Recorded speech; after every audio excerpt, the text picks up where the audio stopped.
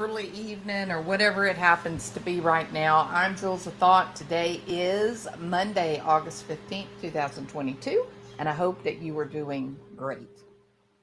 All right. So let me I want to talk about Kiely Rodni today. And, I tried, I continue to try. I don't mean that I'm done trying. I have tried um, to think about Sammy Smith and the other the other young people um, that were initially highly involved in this search and information process related to the disappearance of Kiely Rodni. Um, but as each day passes, things look worse to me, right? So I thought that that's what I would try to talk about a little bit tonight. I want to be so careful, though. I want to be so careful because the, it is perfectly um, it's perfectly reasonable and rational to assume that they may know something that they're hiding, that they don't want adults, parents, police force. It's possible that they know something that they don't want the adults to know or learn and not be responsible for any harm that may have come to Kylie, right? It we have to be really we have to be really forthright um, and say that not just because there are some inconsistencies, it does not mean that a person is responsible for harm that may or may have come to somebody. So please recognize that in no way am I saying that this young woman in any way has had anything to do with the disappearance of Kylie. Now, that being said, I have pretty well kept my mouth shut about it. Um, just respect. I mean, we would all want that. But I believe it's my opinion that the police now are taking some steps that coincide with some changes for Sammy, and it does make me think that something may be happening behind the scenes, which is why I decided to go ahead and talk about this a little bit when I have been really careful to avoid this type of you know commentary. Um, so I want to take a minute and say hello to everybody. Hi, Kathy R. How are you? Has the start time changed? No, it hasn't. Kathy R. I don't think I had a start time. Hi, Amy Darcy. Welcome. Good to have you here. Um, Marco Polo. Marco Polo. Is that right? Okay. Hi, Hybrid Pisces. Welcome. Hey, Teresa Marina. Good to see you from Los Angeles. Yeah, from the big city. Hey, Kathy R. Welcome. Hey, Jen. Good to have you. And yeah, it's a very strange. The look. Let me just say it this way: the facts or the reported facts are not matching up. That And so, what does that lead you to believe? That maybe there's another there's another narrative that might be a little more accurate that hasn't been shared with us. That's what I think it means. Hi, kindness for all. Welcome. Glad you're here. Meeser Mom, welcome. Hi, Serene. Nice to see you. And Catherine or Miss Catherine, welcome. Let's see. Cinnamon, hot, hot, hot. Welcome, my friend. I have heard that they are concerned about their scholarships. I can understand that. I don't have a problem with that at all. They don't want the parents to know. Voice for the voiceless. Welcome, Voice. Good to have you. Tiffany Marie, welcome, my friend. Adventures with Purpose is headed out there. I was really actually very happy to see that, Kathy. I think initially they had been contacted. They've got an awful lot going on. It's very busy. And then, once you get into this case, you just get lost in it, right? It's just so, there's just so much that it's just curious. Just none of it makes sense. How does a young woman, 11 miles, 12 miles from her home, how does she go missing when she's surrounded by all of her friends? It's very strange. Um, Even Ryan Upchurch has lost his mind. Well, he may have already lost his mind before this, but he is obsessed at this point. So anyone that gets it, starts learning about this, it's just so curious that you just can't tear yourself away. It's just questions everywhere. There's no answers. And here's really the focus of my video tonight. Really and truly, if you could see my tabs open on my desktop right now, I've got I'm gonna guess 40 at a minimum, and I can't to address all of my problems that I have with what's been reported. We would be here for 4 or 5 hours. That's not possible. So we are going to start out with a tale of two sweatshirts. That's where we're going to start out. I'm going to be very streamlined and try to just stay focused on the problem of the two sweatshirts and what I think the significance is for me on these two sweatshirts. And it does involve Sammy. Not picking on this young woman. I am not picking on her. She is the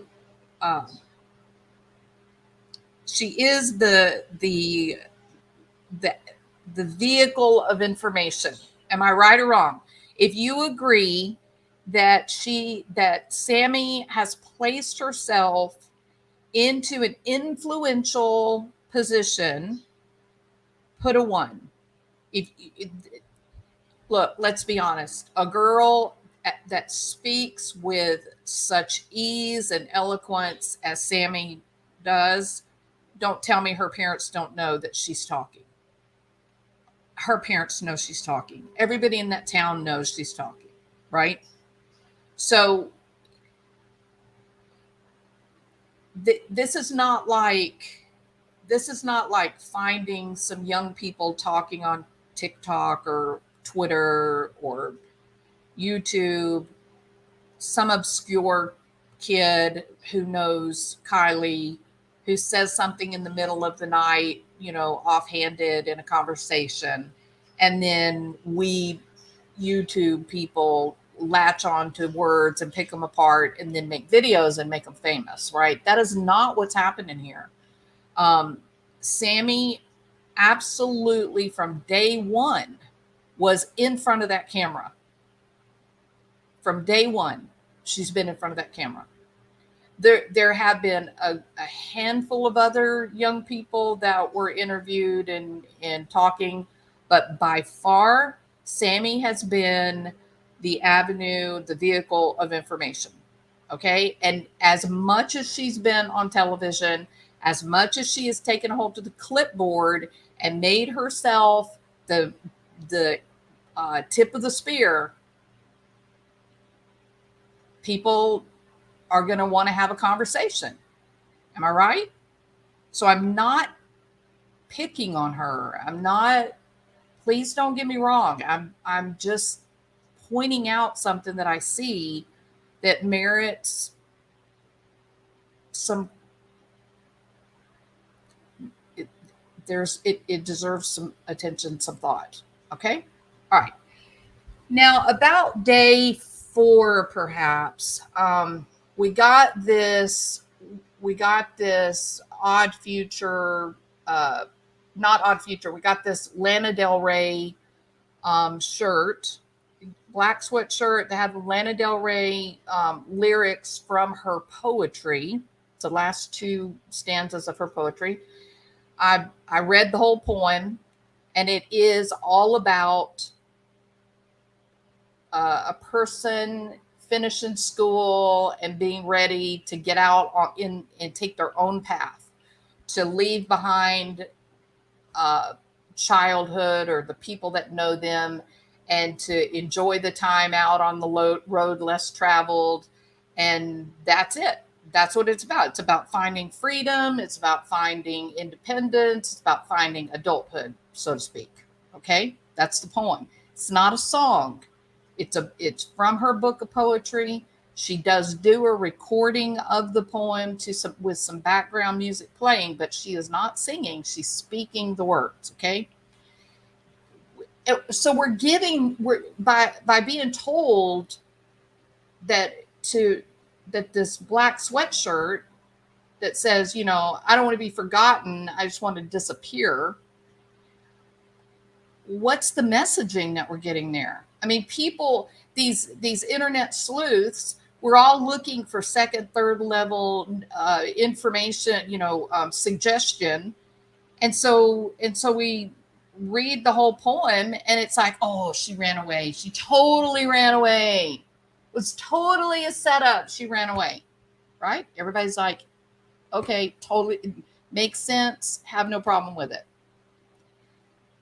The problem is then that we get the messaging from Sammy and Magdalene and the other blonde girl that I don't know what her name is, and Jagger. Well, I don't think Jagger ever said anything about the party. But the point is that the girls that are putting themselves, notice how I'm wording this, putting themselves out as Kiely's friends, they are telling us, the narrative is, we got to the party, it was off the hook. It was crazy. I was scared. Like, I was overwhelmed. And I don't often get overwhelmed. In fact, I've been to some of these parties and I've been underwhelmed. And that's a quote from Sammy. Underwhelmed, Sammy? You've been underwhelmed at a party? Why did Sammy feel the need to throw that in? It seemed odd to me. It seemed out of place. It seemed curious, non-informative, way too much detail. It was just strange, right? So she's going on about how it was so overwhelming. There were all these people there, people they didn't know, older people. And then the blonde girl says, and I think it was Mags, the self-proclaimed, or the Sammy proclaimed best friend of Kiely. She says, oh yeah, man, we got to the party, and then I was there 10 minutes, man. 10 minutes. And in 10 minutes, I had 5 guys, and they were all pushing me to see how many rips off that bong I could make in the short amount of time. Man, there were drugs there we ain't never seen before. It was drugs everywhere. We hadn't seen drugs like that anywhere. And I'm thinking, okay, so you go to the party, you get there, around 10:30, supposedly, right? You guys get out of the car, and it's like mosquitoes. The boys just like they're right on you guys, and they've all got their own bong, and they're all saying, here, take it. Really? Okay, so then you say, no, get away from me with those bongs. I don't think you said that, because several of your interviews that you did, you were clearly high. I don't have a problem with you being high, but I have a problem with this story that you get out of a car and some unknown men just run over to you and begin saying, urging you this kind of strange idea of, let's see how many bong rips, you can take in the short amount of time. I can't process that. I don't know what that means in real life. My understanding was, you take a hit and then you want to hold the smoke in your lungs. Is that correct? You want to hold the smoke in your lungs as long as you can because you're waiting for the THC and other cannabinoids to be transferred into the blood system. So, someone explain to me how it is that taking many hits off a joint or rips off a bong, why would you want to do that quickly? Can someone explain that to me? That's a legitimate question. It didn't make friends. It didn't make sense to me when I heard that. Um, I would have understood how many shots, right? How many shots can you take in such amount of time? I that would make sense to me. But I'm a bit confused about the marijuana. So regardless, if we go with that as maybe a bit of hyperbole, maybe it was a rowdy crowd. Maybe she was there 30 minutes, not 10 minutes. Um, and it just felt like there was a lot of people that were getting high or, you know. And there's another question I have. Do people, do, do people, hi, tie-dye sunflower. So let me ask you this question, tie-dye. If you go to a pastor party, well, we used to call them pastor parties, going out in the woods and sitting around on the back end of trucks, right? And just listening to music and talking and whatnot. Do you carry a bong with you? Or do you just carry like a like joints or even a pipe? You don't carry a bong, do you? I thought that was a little odd too. This idea um, that I would walk around at a party with a bong in my hand is okay. So tie dye does okay with a. I'm like no judgment here. I'm just trying to understand the culture. I don't know. Okay, so tie dye says it was normal if they all did have bongs. You know that okay. So I don't know, but tie dye says yes, they would have been at a party in the woods with bongs. Okay, that's a generational gap going on here. I don't know, but we'll be okay. In my day, you just had a joint, or I didn't have a joint, but people had joints. Okay, they're all doing dabs nowadays with dab rings and propane torches, and you definitely don't take several in a row. It will make you puke your guts out. I don't even know what dab is. It's like is it like a ball of THC? I know, Tiffany Marie. It's just awful, right? It's terrible to have an intelligent conversation about something you don't know anything about. Well, see there, tie dye is from Oregon, the Oregon Trail, right? Okay. Without my boyfriend present. Yes, Kate. I thought that too was I don't know. It was an oddly placed phrase, but can we be honest? These are young people and they're overwhelmed. Their friend is missing. There's, national news media. Um, there will be some nervousness, right? I can accept that. But I thought it's so odd to say, I almost got overwhelmed, and I've been to those parties, and I believe me, I've been underwhelmed. And I thought, what? Why are you saying that? You're such an eloquent speaker. You're such a bright and intelligent young woman. But sometimes she backs herself into a corner in some of these interviews.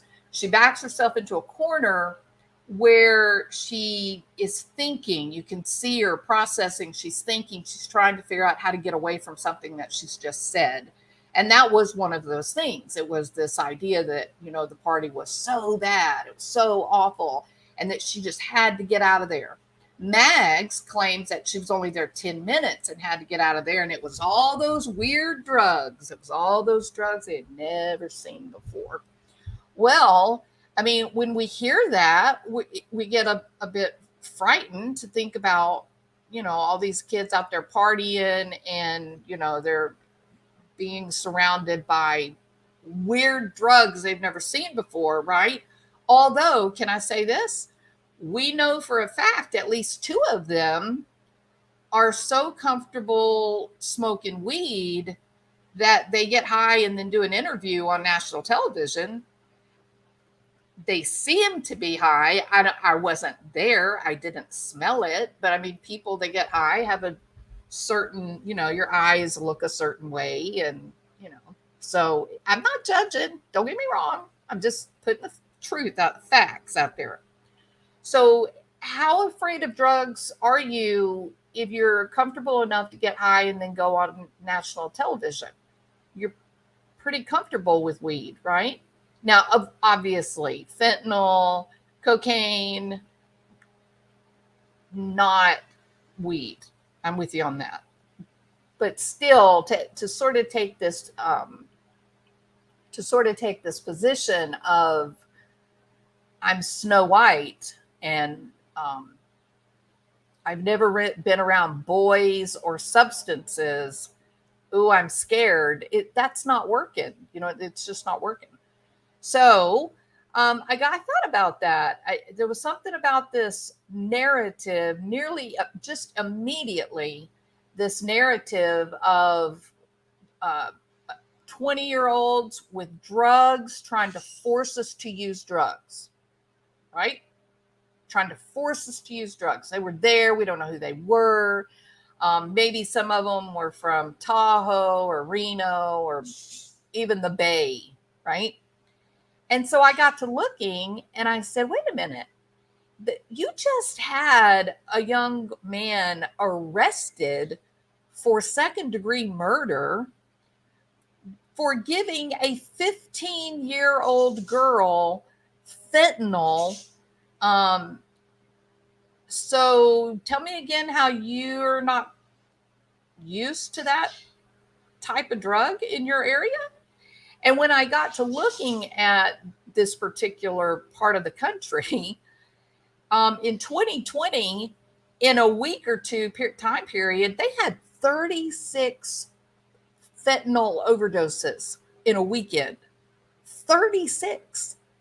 That was the kind of crap we saw in West Virginia. It was crazy. So it's now I'm really sure that was a really strange thing to say. Of course, these young women have heard of these drugs. Of course, these young women have been around people using these heavier type of drugs. They're all over the place, right? There's also apparently a vagrancy homeless trouble, not out there where the party was, but in the near area. So they are having some fentanyl problems. They are seeing some young people that are dying from fentanyl. They're having these bizarre weekends from hell where you're working in the emergency room and you're just getting dozens of people coming in full blown, opioid overdose. This is happening there. This is happening there. And so again, my question, this is only questions. My question is, who is writing the narrative? From the very beginning, who has been writing this narrative? It hadn't been the police. The people writing the narrative is, Sammy and their friends. Now let me get this pulled up to look at. Hold on a second. There it is, right there. Okay, so let me go and share. I'm going to have to take this down so it won't block it. Let me share this.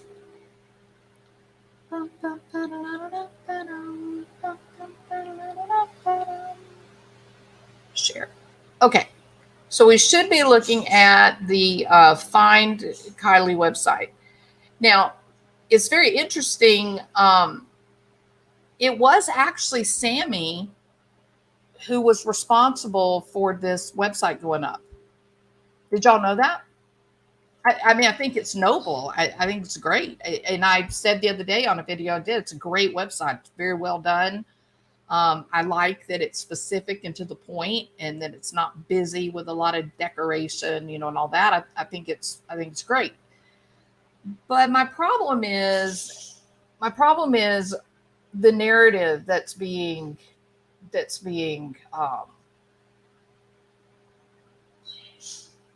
narrative that's being pushed, not only by the kids but then also by this website. So there was when the so originally Sammy told us what uh, Kiely was wearing. She said, she had on a black tank top and some pants, and then she had the jewelry, right? But then the cops found they had some security camera from one of the businesses in town, maybe a truck stop local to the area, and so they had asked, or according to Sammy, they asked her, "Is this what she was wearing?" And Sammy says in an interview on with Dreamcatcher, uh, Sammy says, "Oh yeah, that's what she was wearing. I remember it was a black bodysuit." Okay, but Sammy, that's not what you said in the beginning. In the beginning, you didn't say that it was a black bodysuit. You didn't say that you could see skin by the legs. That is not. You said it was a black tank top. And when you go back and you look at the photographs that have been provided, how many is she in black tank tops? Even her formal gown is a modified kind of black tank tops, almost like there was a pattern that was emerging. Go to the pictures.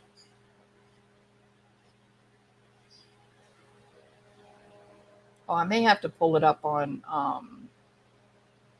Yeah, I might want images.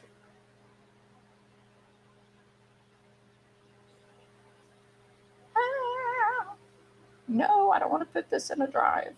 There we go.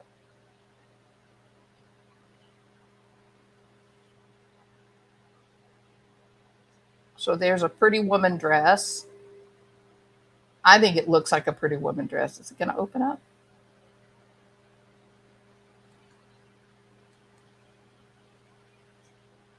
Okay, so there's suggestion of a tank top. There's the pretty woman dress, tank top, black tank top look. She's a beautiful girl, so beautiful. There's the black bodysuit. There's more black.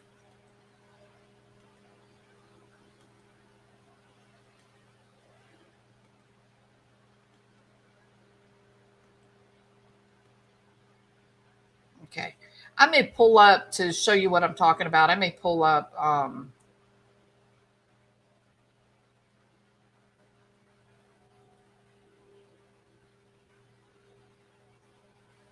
there's a dark gray tank top. There's tank top. Looks like they've removed some of the pictures, y'all.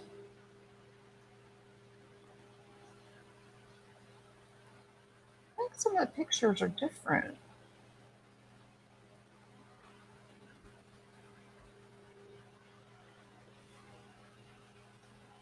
Is that the odd future? That the odd future sweatshirt?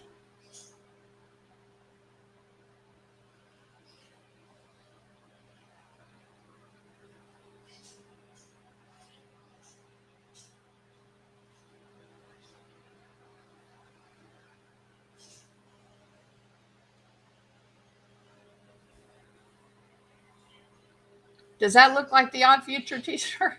It does, doesn't it? I've got the odd future t-shirt here. Hold on, and let me get it pulled up. Um,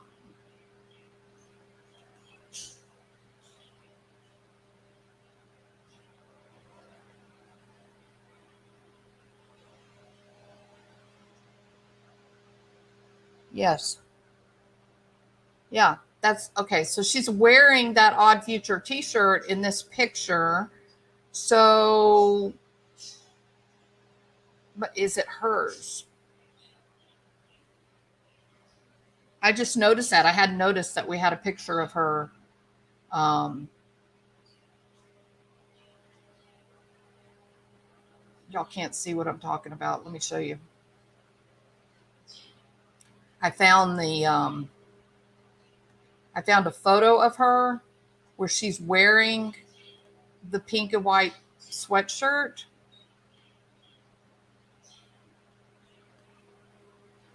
But we don't know if that's not the day of the party. Um, that's not the day of the party because she said she didn't get to the party till it was 10:30. Remember? So she must own that particular. She must own that particular T-shirt. Interesting, isn't it? Hmm. All right. Okay.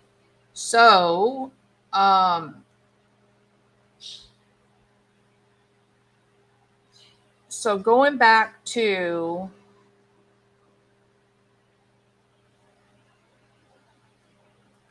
the Find Kylie website that was put up by Sammy and their friends.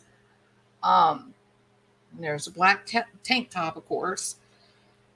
So initially, we were told someone had given her this black sweatshirt with the Lana del Rey poetry on it, and that she was given that the night she went to the party. Right? That's what Sammy told everybody. Initially, when you first went up to the Find Kylie website, this hashtag Find Kylie, all you saw was this black shirt. It was her car, her black tank top, and then the black sweatshirt. That was on the scroll down. I'm gonna guess saying that this was the last known thing she was wearing, perhaps. Now remember, while she's doing the interview with Dreamcatcher, Dreamcatcher says, "Have you seen the picture that was put out by the police today? Did that look similar to what she was wearing?" Oh, yeah. That's what she's wearing. She was wearing a black bodysuit, but previously, the day after she went missing, she said she was wearing a black tank top. Um, and she said she was wearing a black bodysuit, and I know it was a bodysuit because when we went to go to the bathroom, you could see the skin, around her leg. And then we popped a squat, and she sort of stumbles over this description. She keeps repeating the same thing. It was kind of odd, strange. Well, I don't mean we went to the bathroom, but we were like out, just using the bathroom in the same place. We were, just, and I'm thinking, yeah, Sammy, we all know. We've all been to the parties outside. We all know what you do when you got to go to the bathroom. You don't drive into town and look for porcelain, right? So, and she said, well, the pants were different. The pants were green Dickies. And I'm going to guess that the reason that she says that is because that's what she told the cops. I think she told the police, this is my speculation now, based on the way she was responding to Dreamcatcher. I think she said that she had on a black tank top, like so many of her photos show. I think that she was wearing a black tank top, and she had on the green Dickies. And then 3 days later, lo and behold, the cops show up with a photograph from August the 5th at 6:08 at night, literally 4 hours before she shows up at the party. And she's not wearing green Dickies, and she's not wearing just a simple black tank top. It's a bodysuit, but it's similar enough that you would accept it, right? If you didn't have all these other strange changes. And so I think, she said the belt's exactly the same, the black bodysuit, but she did have a different color pants on. Then we find out that she was given this black sweatshirt. Somebody gave her a black sweatshirt before they went to the party. We don't know who supposedly did it. We haven't been told who supposedly did it that I know, that I'm aware of. And I'm thinking, what did Sammy let her borrow it? Or maybe Mags gave it to her? Like, someone obviously gave it to her somewhere. Now, we've got this very curious thing. You've all seen the video. I don't need to replay the video. You've all seen the video where Sammy is standing at the microphone and she's telling the kids to come to her. Not if you have evidence, if you remember something, get in touch with the police. She's saying, come tell me. We'll go over here into this van. We're going to go over here into this van. And I know that sounds a little, weird, a little sketchy. And then she sort of laughs very nervously, almost hysterical type laughter. And then she does a cheerleader, wahoo, let's go. And the people standing around are looking at each other like, this is a little strange. I don't know what I'm supposed to do here. And yes, she's a young woman. Yes, she could be overwhelmed and embarrassed or confused in the moment. And yes, maybe she just was awkward for that moment. I'm 100% willing to accept that. I am not looking for a monster here.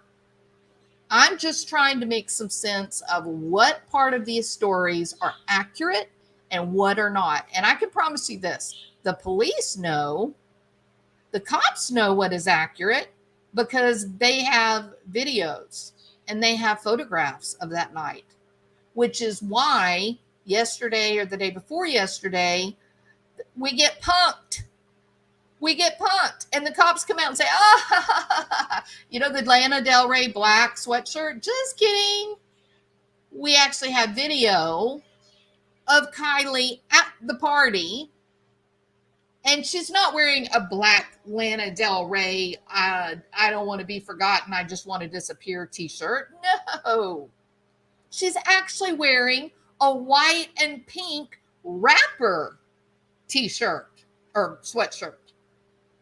She's on video wearing this Odd Future, which is a brand name for Tyler Tyler the Creator. Is that right?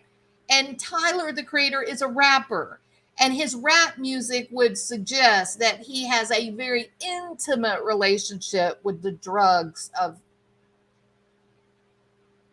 the drugs that the kids in Truckee have never seen or heard of, and certainly have never used.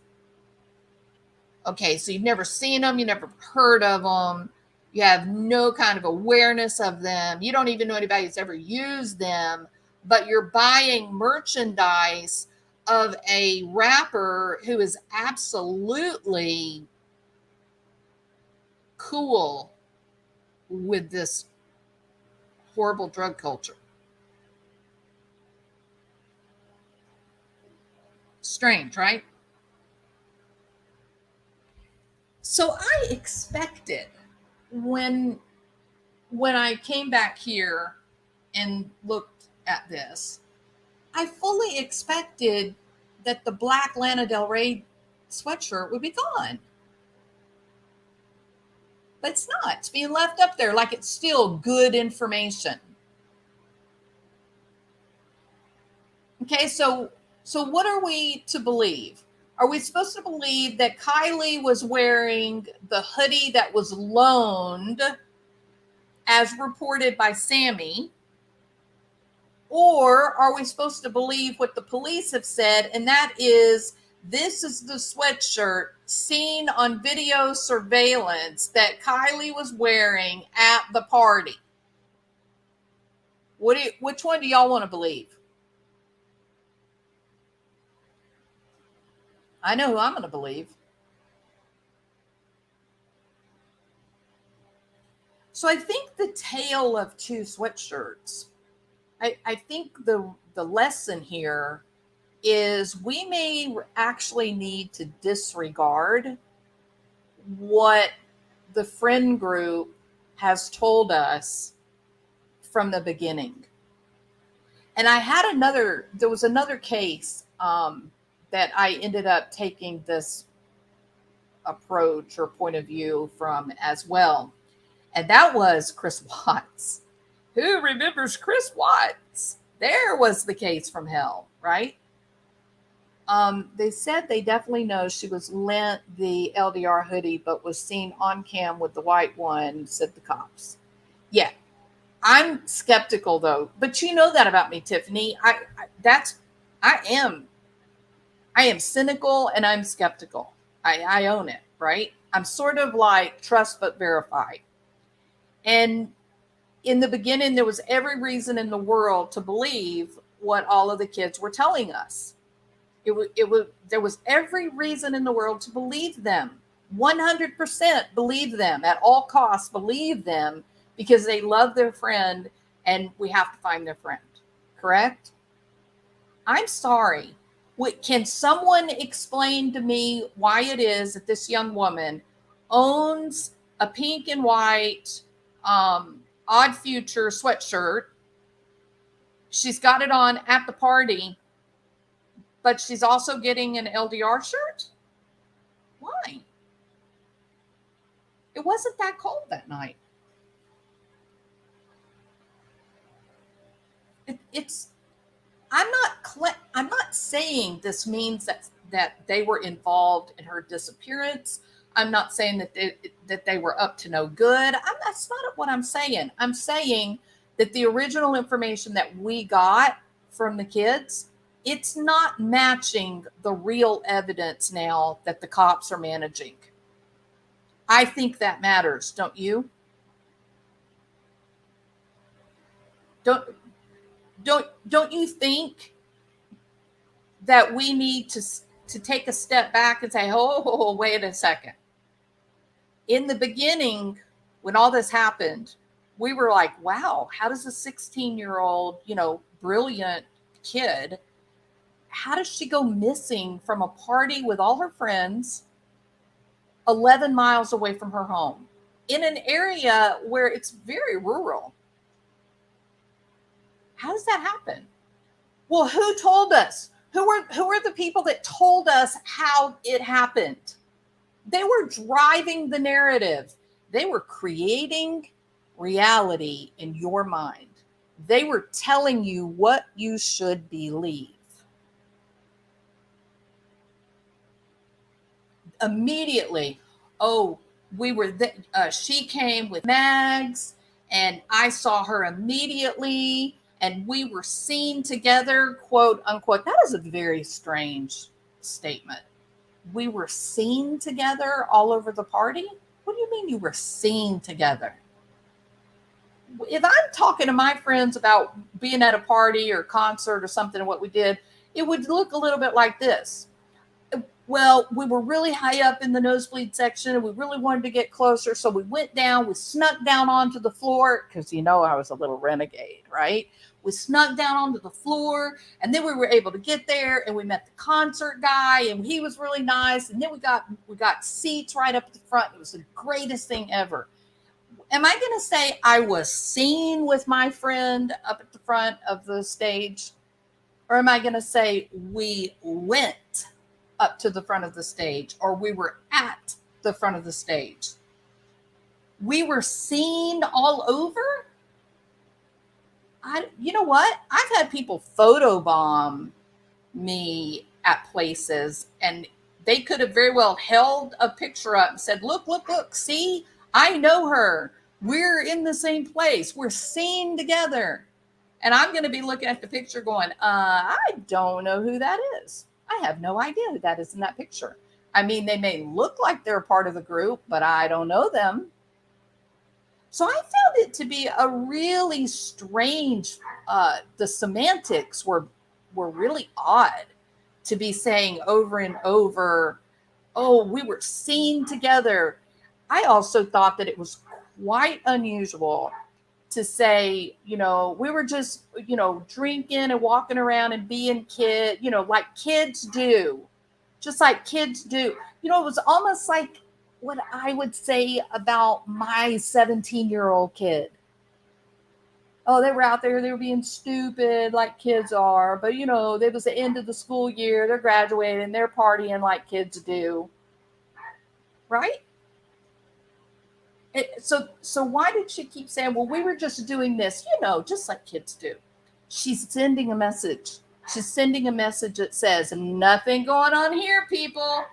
There was no funny business here. Nothing to look at over here. Just move along, adult people. Just keep on moving, police officers. You know who did it, police officers? The boogeyman. The boogeyman did it, police officers. Who did our parents tell us to fear? And if you're a mother and you've got teenagers, what do you, or a father, what do you tell them that your kids should fear? What do you say when they walk out of the house for the night? Don't talk to people you don't know. Stay away from strangers. Keep your drink in your hand. Keep your hand over the top. Right? Don't take anything from anybody. Don't smoke somebody else's joint. You don't know what they'll put in it. So what we got, the narrative from the very beginning was the parents' worst nightmare. It was the standard stereotypical cautionary tale that every teenager has gotten at least 20 times over their teenage years. It was, we got to the party. It was supposed to be just us, just our friends. There were older boys there. What are you told? Don't hang out with the older kids. Stay away from the older kids. The older kids will get you in trouble. Right? Right? So we get there, it's older boys. Oh, and those boys are trying to get us to smoke their weed. Oh, and they're bringing all kinds of drugs, the likes that we have never seen. And I got so afraid and I got so overwhelmed. I jumped right in my car and I left right away. And I left my best friend there because she's 16, 2 years younger than me, and she can handle herself. What? No, you're not going to leave your friend there. So I feel like there was a concerted effort to tell us, meaning the cops and the parents, not me. I'm not a part of what's going on there. But to tell the adults what to believe, what to look for. How many times have I talked about confirmation bias? We believe, we find what we seek. It's the way the brain processes information. It's so that if you're starving and you're hungry and you're walking through the forest and you're looking for food, your eyes will find the food, even if it's the smallest, tiniest berry. So whatever it is that we're looking for, we will find. And so these kids told us what to look for. How could this 16-year-old go missing? What could have gone wrong? Oh, older boys showed up. They were from out of town. They were bringing drugs with them. And Kiely talked to them. Now we got our big booger bear story. The cautionary tale of every parent in the United States of America, right? And so we were like, yeah, I can totally see it. I'm accepting of this story. It makes sense to me. But what didn't make sense? Here's what did not make sense. It doesn't make sense that her car has evaporated. The car has evaporated into thin air. Moonlight View. I looked at a website, didn't I? Are you the one that owns the website Moonlight View? That's selling the sweatshirts?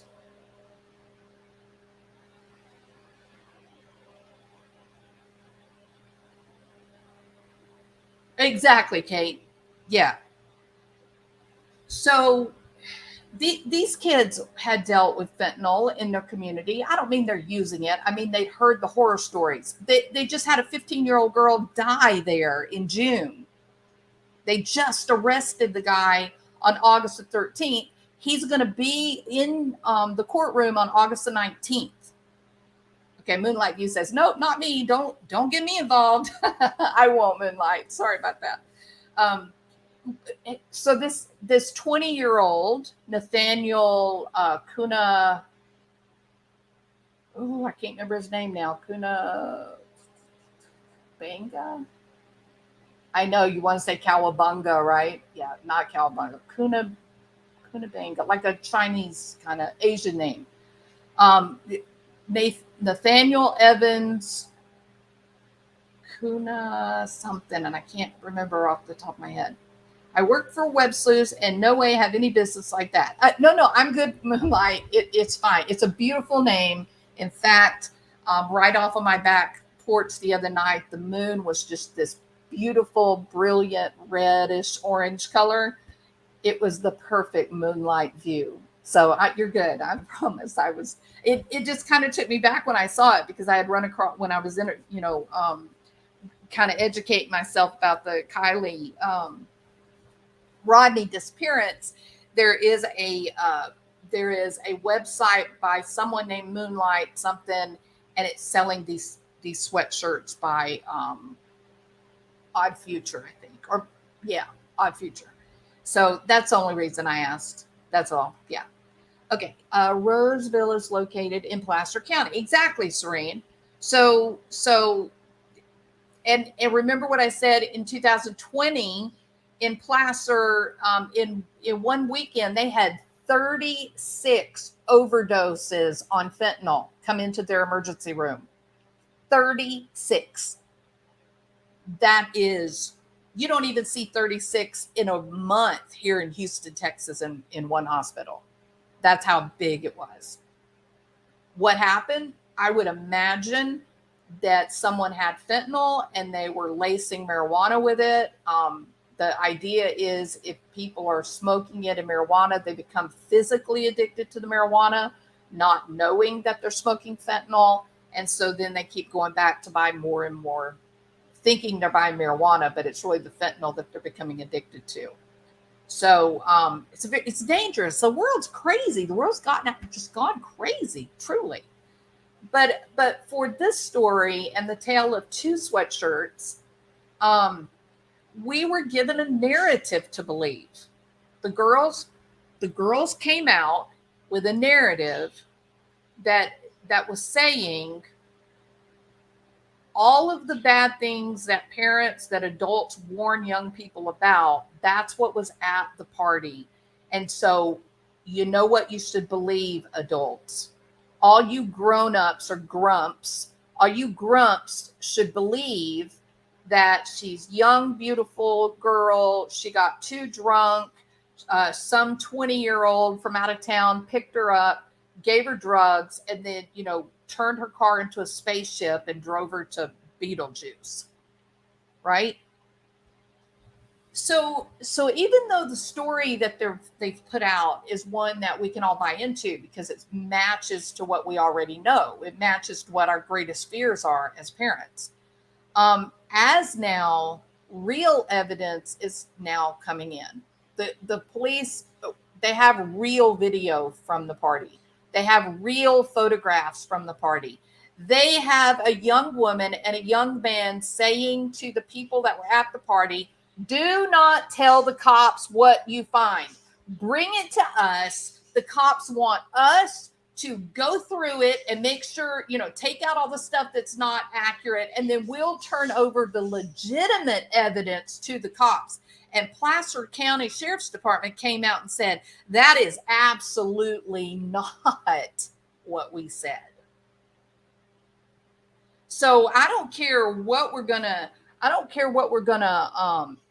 attribute that bizarre messaging to, but what you can't do is deny it. You can't say that Jagger didn't put up a post on him. I don't remember if it was Instagram or TikTok, that he did say, if you know something, if you have something, if you were there, the cops want you to give it to me, contact me. I am going to weed through what you give me for stuff that has relevance. And then and if it has relevance, I'm going to give it to the cops. And if it doesn't have relevance, don't worry about it. It won't waste their time then. And I just was horrified when I heard that. I said, what? You're a kid. You have no idea what has relevance. You don't know what, you weren't even there. You were in Napa, for God's sake, which Sammy just happened to know. So then we have Sammy, who's there at this teen to teen search party. And she's sending this messaging of, what we know, there was a lot of drinking, we know there was a lot of drugs, we know you don't want to get in trouble or lose scholarships, like someone said a while ago. We know you don't want to do those things, and so I am here. You are supposed to talk to me. I'm the one that's going to keep you safe. All you need to do is meet me in that van over there. Okay, little weird. Meet me in that van over there. You're going to tell me everything you know. You're going to give me your pictures and your videos from the party. And then you're going to be safe because nobody's going to know you were involved. I am going to protect you. It'll be my job to take the video and the photographs to the police and give it to them. And there were a lot of people. You can look at the people standing around as she's saying this. You can see the people from the community, and they're all looking at each other like, does this sound okay to you? And then the next person's like, no, nope, this doesn't look right. No, I don't think the cops want her to be the protector of the information. I don't think so. Strange. So strange. And then, of course, we do have Placer County Sheriff himself who comes out and says, no, you come to us, you give the information to us, and we have set up an anonymous tip line. If you have fears, you don't have to have any fear. Do not give your photographs and your videos to other people. Give it to us through the anonymous tip line. We don't want to get anyone in trouble. We don't want anybody to be in trouble for drinking or drugs or anything. We only care about Riley. That is all we're worried about. So is anybody thinking about that? Is anybody thinking about that you've got a girl who said that they were such great friends, but they don't follow each other on social media? And in the middle of the interview with Dreamcatcher, she catches herself. She tries to say in the beginning that they've been really great friends for a year, but then she quickly walks that back. I mean, in the next sentence, she walks that back to, we've got to really close over the past couple of months. You have known her the past couple of months. You're 2-3 years older than she is. What? You're the one that saw her first at the party. You can be seen together all around the party in all the different areas with all the different groups. You guys were together and you were sharing each other's drinks. You were passing your drinks back and forth to each other. And hey, I'm okay. No. Don't look that direction. There was nothing in her drink. Oh, and by the way, don't worry about that fight. It was nothing. We do it all the time. Come on, Sammy. It's painful to think about, right? So we were given a narrative to believe. And then if we're told what was happened or what we should believe happened, then we find what we're looking for, right? It matched the story that these kids were weaving, matched what we have told our own children. The cautionary tales of the older boys with drugs. They're up to no good. And I would agree with that story, by the way. But in this situation, I'm thinking, no, I don't think so. And within 5-7 days, now we have the cops coming out. Okay, you know what? I don't know what is going on with Lana del Rey. I don't want to disappear. I don't want to be forgotten. I just want to disappear. I don't know what's going on with that. But listen, community, here's what we are telling you as the law enforcement people. We have video of this girl wearing the Odd Future white and pink sweatshirt at the party that night. That's pretty specific. That's pretty damn specific, people. You might want to believe the police on this one. I'm a bit skeptical, as Tiffany Marie well knows. I'm a bit skeptical at this point now, after taking time reading the poem, the Lana Del Rey poem, the fact that it's all about, getting out on the road and, living your best life. It does give you the impression, oh, was this girl wanting to run away? Did this girl take an opportunity to run away? Maybe she ran away with some guy, maybe. And the Lana Del Rey lyrics, they're not lyrics, it's poem. It really does send that message. So there's another possibility. Now it's not the older boys with the drugs that are up to no good. Now it is true love. It's Romeo and Juliet. They're going to run off together, and they're going to run off down the road into a beautiful sunset together. So now we have a possibility of two things that could have gone wrong. But for sure, don't worry about that fight where there was a guy and a girl seen fighting. Don't worry about the mass exodus of cars that were seen leaving the campground area at 12:30. Don't worry about that either. Nothing to see here. And now we have, no, it wasn't a black sweatshirt. It was a white and pink sweatshirt. And it wasn't about running off to freedom, driving down, rolling down 245 out of Portland, Maine. No. It was Odd Future with lyrics, I dare not say, lest I be hospitalized for a 5150. Okay. AK, thank you. You're a sweetheart. I appreciate you. I've been waiting for a good place for me to take a breath and stop, and you are very kind. I'm glad you are here, my friend. Thank you so much. Okay. Let's see. And remember, oh Lord, and those boys are back. The boys are back, and they're gonna be trouble.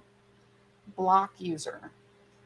Yeah, the naked guys that come to the channel and drop their messaging. Y'all just ignore the naked boys. Okay.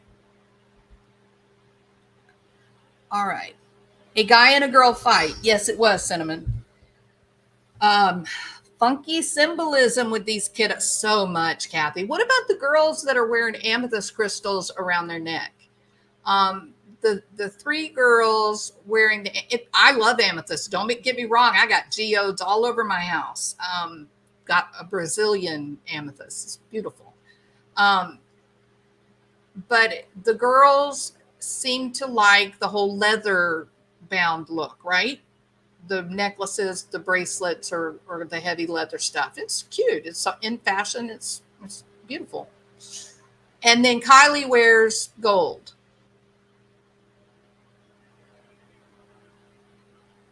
I'm getting a feeling. I'm going to do another video to show this, to make my position. I'm getting the feeling that maybe Sammy, or not Sammy, that Kiely, maybe she really didn't know these girls very well, or she knew them, but maybe she wasn't really friends with them. Maybe they didn't really socialize much, right?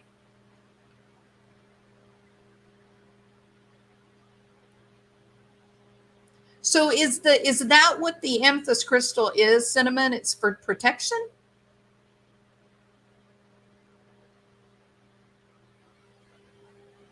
Diane Marie says, does anyone think it's a hazing gone bad? I think, Diane, that may be, I think more, I'll tell you this. Okay. Now we're going wild speculation. Are we good with some wild speculation? Are y'all okay with that? Alex Jones just got sued for wild speculation to the tune of $50 million, right? So I'm putting this out here. In no way at all do I believe this is fact, okay? I am only brainstorming. I am only thinking about just the information that has been provided by the police officers. I am discounting the information that's been provided by the friends. Okay? I got to do that. I did it with Chris Watts. All of the foolishness that was coming out of the Chris Watts camp from Chris Watts himself. That sucker told more lies than, Carter has liver pills. Y'all probably don't even know what that means. That's something my grandpa used to say. He lied. We got so many different versions of what happened that night. We'll never know the truth. Even if he had a come to Jesus moment and suddenly grew a conscience and said, no, I'm going to tell the whole complete truth, we would all be going, yeah, sure, Chris, right.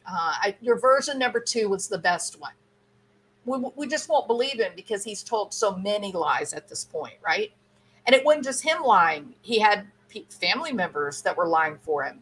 And then you had all of these weird YouTube groupies that started lying. And so it was just that we had these people writing books that were that were inaccurate. So there was so much information out there around the Chris Watts case that it just reached a point, I just said, okay, wait. What is it I know? And the only way that you know is what the cops have told us, right? Then we know. And so when you only look at what the cops had put out, you can get a pretty clear picture of what could have happened. But adding in all that other stuff is, it's silly, it's goofy. And we're ending up with that same problem in this situation with Kiely Rodni. The amount of information that these kids have put out that we now know is inaccurate, right? It now makes it quite difficult to imagine what could have happened. And so we've got a group of people that are thinking, could it be like a hazing problem? Could it be something related to that? Possibly. I'll tell you what I was thinking more of.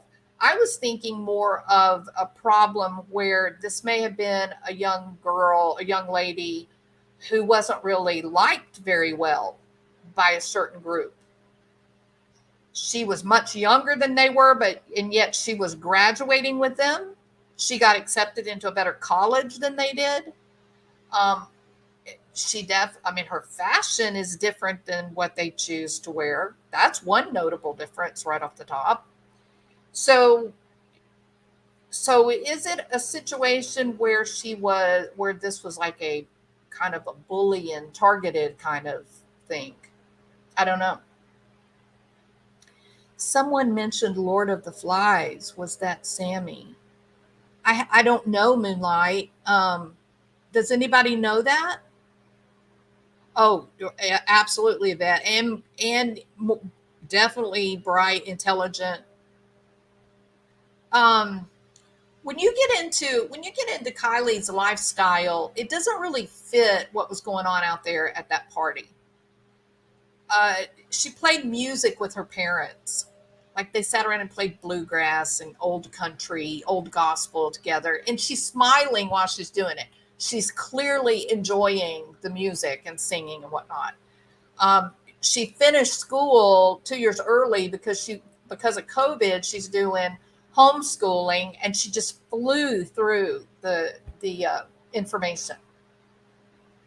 So imagine, we haven't met anybody that was her age. The girls that were out there, these were all seniors. It just seems there's a disconnect somehow, right? Something odd. And the fact that Jagger says, go and have fun, don't do anything stupid. A lot of people said, oh, that's ominous. He said something that was, suggesting impending doom, or he recognized she's a 16-year-old and she's going to a party with a bunch of 18, 19, and 20-year-olds. What could go wrong there, I ask you? Right? So, again, and this has to be said, no one's looking for a booger bear. Nobody's looking for someone to bully. No one's looking for someone to point a finger at and say you're a bad person. None of that. This is strictly about the information that we have now and what we can learn from it. And if we only, the title of this video is A Tale of Two Sweatshirts. Thank God it wasn't the Johnny Depp Amber Heard trial where I made a video, The Tale of Two Penises. Did y'all see that work of art, I ask you?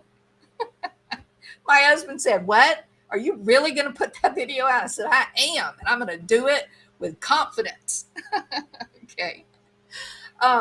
So this Tale of Two Sweatshirts, what do we know? What have we learned from nothing more than the sweatshirt or the clothing that she was supposedly wearing? We have been told she was wearing a black Lana del Rey. I don't want to disappear. I don't want to be forgotten. I just want to disappear. And now we find out, no, it wasn't a black Lana del Rey with the whole teenage angst and, kind of depressive stuff, beautiful music. No, it's a white and pink graphics t-shirt by a dope fiend. I know that was old-timey word, wasn't it? Dope fiend. You guys, I think Cinnamon's laughing at me. You guys can tell I don't really have an intimate relationship with the drug culture. So sorry about that.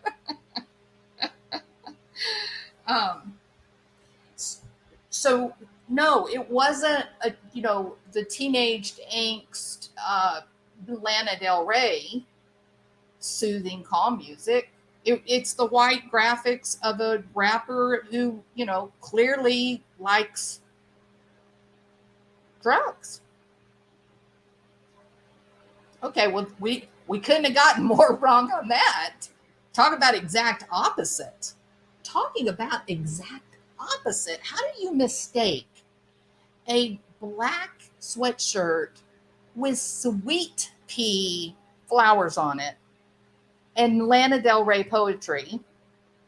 How do you mistake that for Tyler, the Creator, who raps about his dope and his bitches, on a white and pink t-shirt? How do you get it wrong? Nothing was similar. Nothing was similar. It was complete exact opposites, right? So that's number one. And then if you want to go a little more obscure, she claims that Sammy claimed that that Kiely was wearing a black tank top and green Dickie pants, right? But then, oopsie, the sheriff ends up with some security footage that shows her in a black bodysuit that it has a tank top on the top part, spaghetti straps on the top part, and either dark blue or black pants, and Sammy said, oh yeah, I knew it was a bodysuit. Because we went to the bathroom together out in the woods and I could see the skin. I thought, gosh, this is so uncomfortable. So uncomfortable.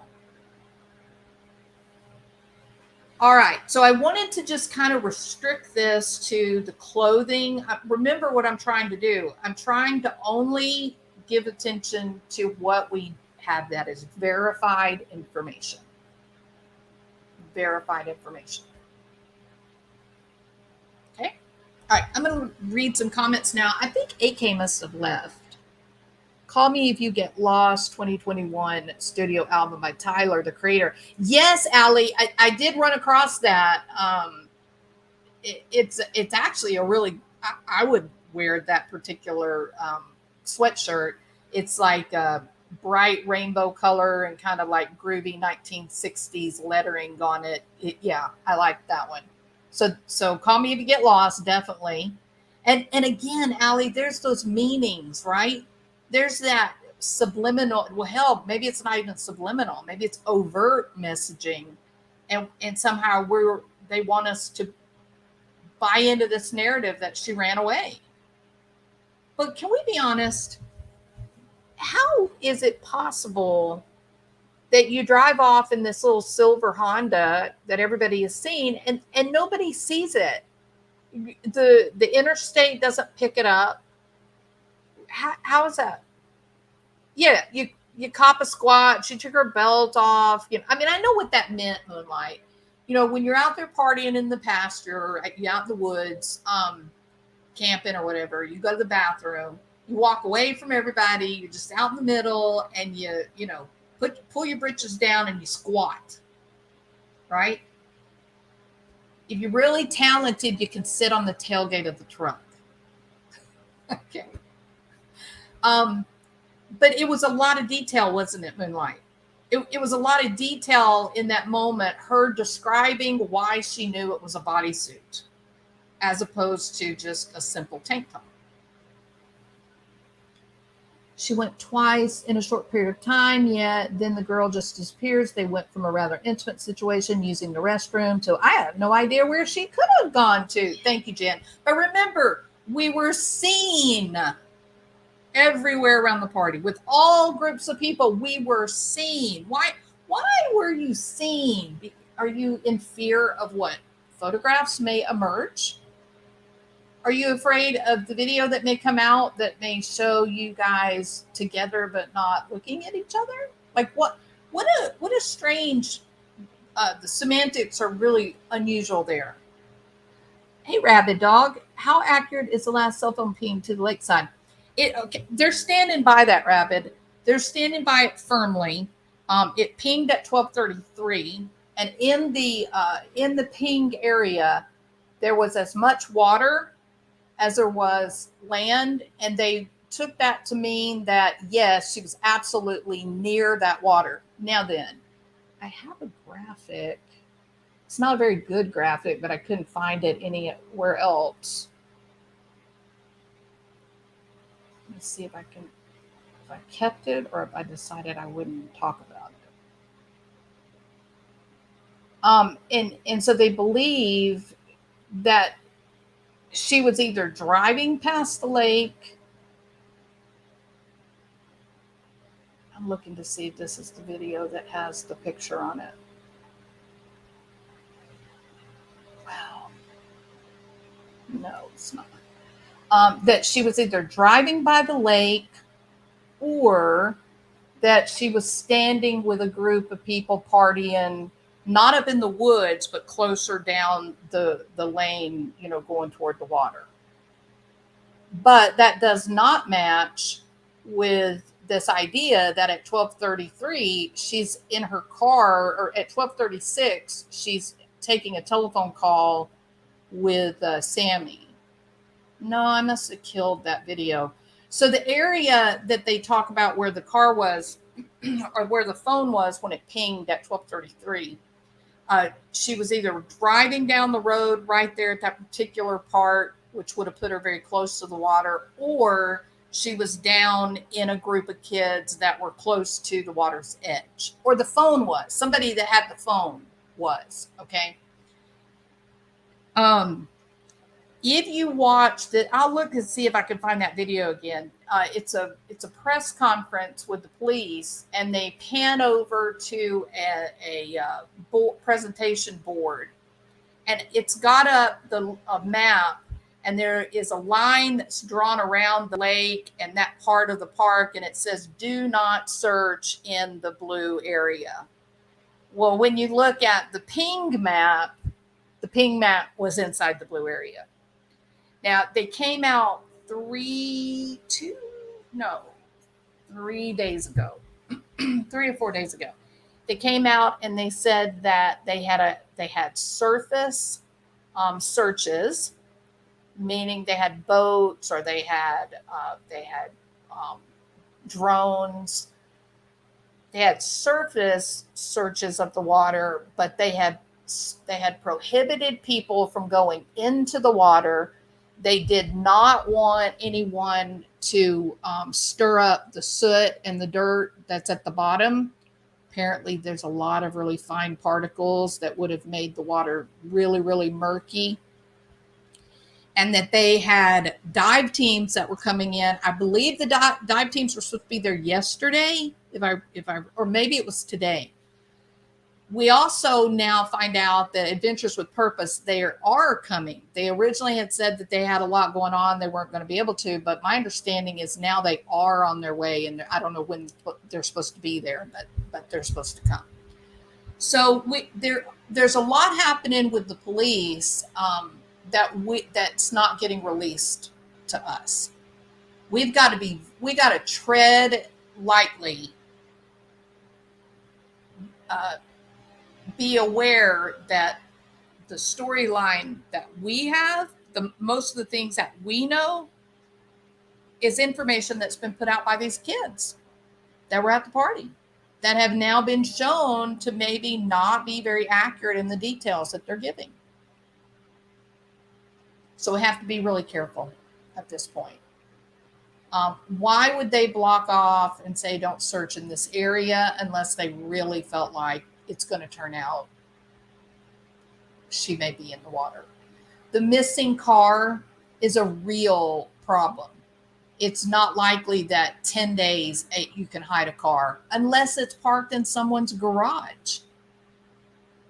So there, this is legitimately a really strange case, but it just may be strange because someone has tried to, someone's put in flack. They've released flack into the investigation. So there's an awful lot of information out there that's just not good information. It's just busy work. They've just created confusion and chaos. And if you get all wrapped up in the confusion and chaos, it's going to be very hard to notice what's really good, solid information. Does that make sense? If you think that sounds reasonable, put a 1. If you think I am 100% wrong, put a 2. I think the missing car indicates she will not be in the water. Well, it's hard to imagine what they could have done with the car at this point. We had a friend. He had like $100,000 truck. He's what do you call it? A guide, like a hunting guide for the mule deer farms where they take the big wigs out hunting. It's an expensive truck, and it was filled to the brim with big expensive guns and whatnot. And we'd all met down in Houston. We'd gone to eat, and went and danced and whatnot. And so his truck was parked in a parking garage. And when we all got ready to leave, my brother and his wife went, with this guy, and the truck was gone. Like, it was just, they went to where it was supposed to be, and they were like, isn't this where we parked? I think it's where we parked. And it just went into thin air. And so they filed a police report. The police said, yeah, you're never going to find that truck. This truck is on its way to Mexico. It's going to belong to some, big drug dealer guy, in Mexico, and it's gone. So just accept, take your insurance money and run. And believe it or not, within a week, they actually had found the truck, and it was in Mexico. So it's very hard in today's world, with all the cameras on all the businesses and on the homes. Eventually these cars show up somewhere.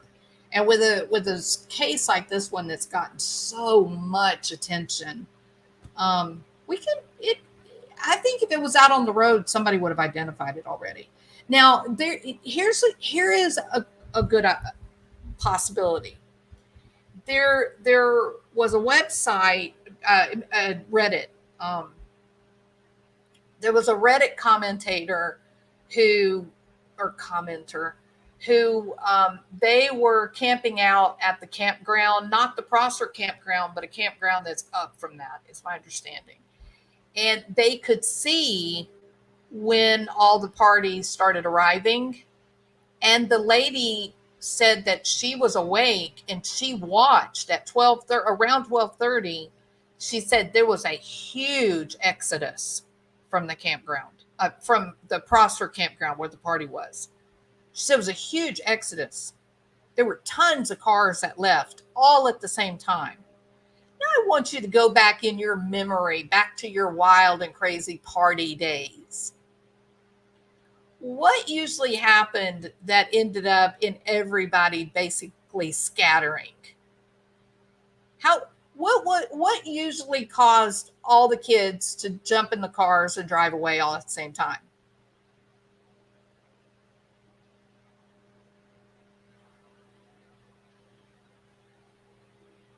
No guess? I'm going to get a drink of water while y'all think about it.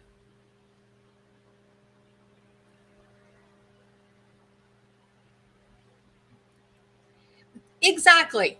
100%. Either the cops have pulled up or they have some reason to believe the cop. Yeah, tiny dancer. Trouble. Thank you. I smell trouble, right? Trouble.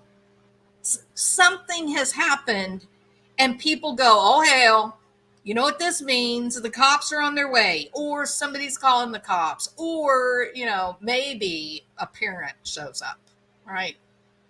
But for sure, when you get a group of young people together, they're all partying and carrying on, having fun, whatnot, and then something goes wrong.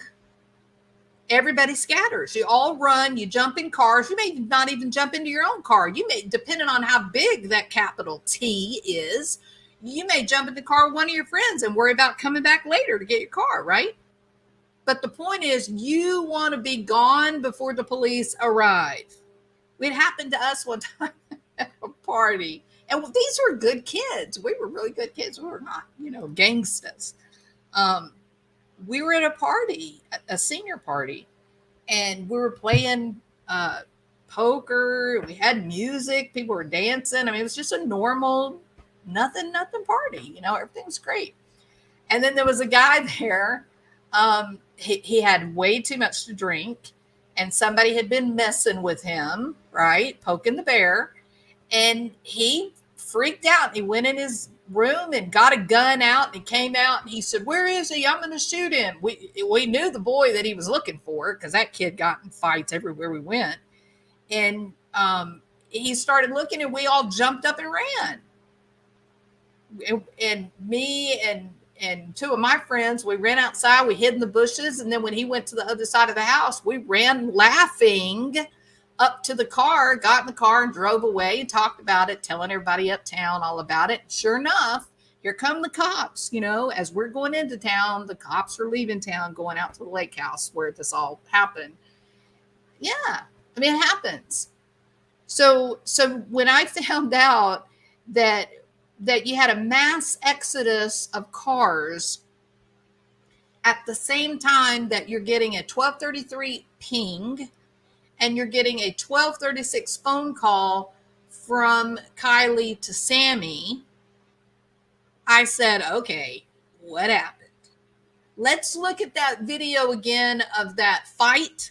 Did that fight happen at around 12:20? What time was the fight going on? Who was the girl involved? Did someone punch Kiely in the head in the temple and she hit the ground? Is that what happened to her? Because you got to think, if you've got this many kids that are willing to try and hide the truth, it would have had to have been an event that would have caused many kids to want to keep the truth silent, not just one or two kids. See what I mean?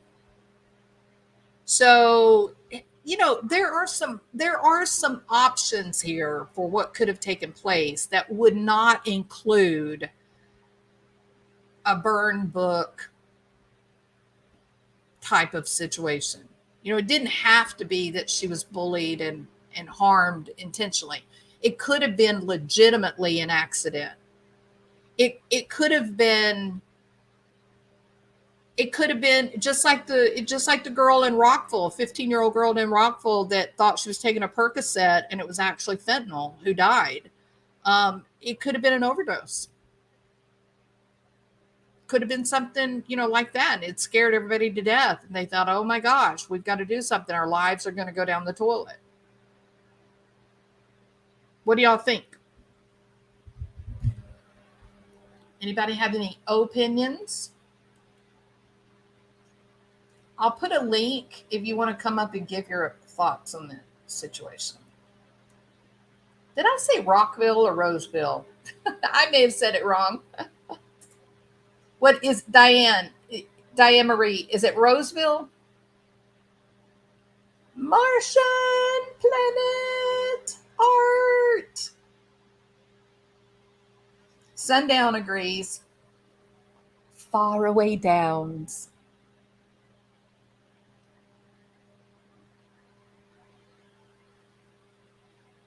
For a long time, I didn't believe she even made it to the party. Hey, Sky, I'm with you on that. I said that was a possibility too. But we now know that they did. The police were very pointed, and they did say we saw her on video in the white and pink sweatshirt at the party that night.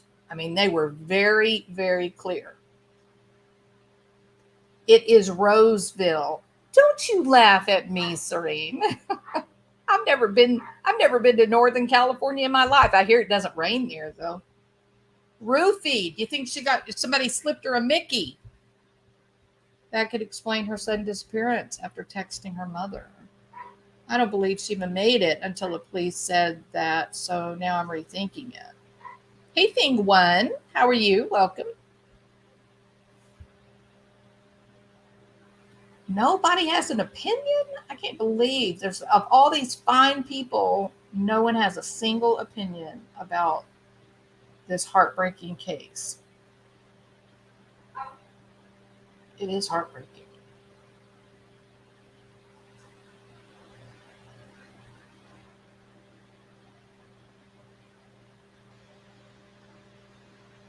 But called Rosaville.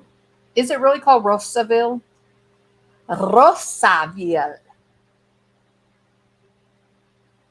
So now she's in a white sweatshirt. Yes, Sky's World. But she's in a white sweatshirt by Tyler the Creator, not Lana Del Rey. I will research and have an opinion next time. Thank you, Meezer Mom. You know what? I couldn't ask for any more. That would be perfect. So, Diane Marie, question. There is Roseville pottery. Is it from this area in California? I'm behind in this case, but it's very sad. It is very sad, and it is very confusing. I have too many opinions. I keep changing. Yeah, and it's just like the Chris Watts case. It's too ambiguous. It's too vague. Black shoes to white shoes. Thank you, Cat's Eye. Absolutely. Overwhelmed, underwhelmed, right? Lots of opposites. She could have been hijacked by anyone. She might have OD'd. She may have driven off the road. I think they're comfortable. She did not drive off the road. They've looked. They would have seen it. They're comfortable. She did not drive off the road. I will say this. So they had a very strange press conference. Hey, Ian, welcome. Good to have you. And it's an alien abduction. There you go, Glamis. That's what I said. That's exactly what I said. That the older boys from out of town with the drugs, because they're the dangerous ones, right? They came in, turned her car into a spaceship, and then flew away to a far and distant planet named Beetlejuice, right? Sounds reasonable. Occam's razor. Roseville pottery is in Ohio, per Google. Thank you, Diane. Okay, Rosaville is in California. Roseville pottery, though, is in Ohio. Hi, T, please. I'm glad you're here. Welcome.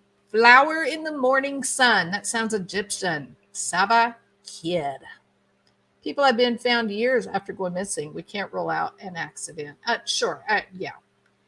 I think the cops, though, are comfortable that they have, but or at least here let me say this. From the campground to her home, they've checked all the areas that she could have potentially driven off the road and didn't find anything. She passed out and someone didn't see her laying there and ran over her. Ooh, Tiny Dancer in my hand. That's pretty brutal. That's a terrifying thought, right?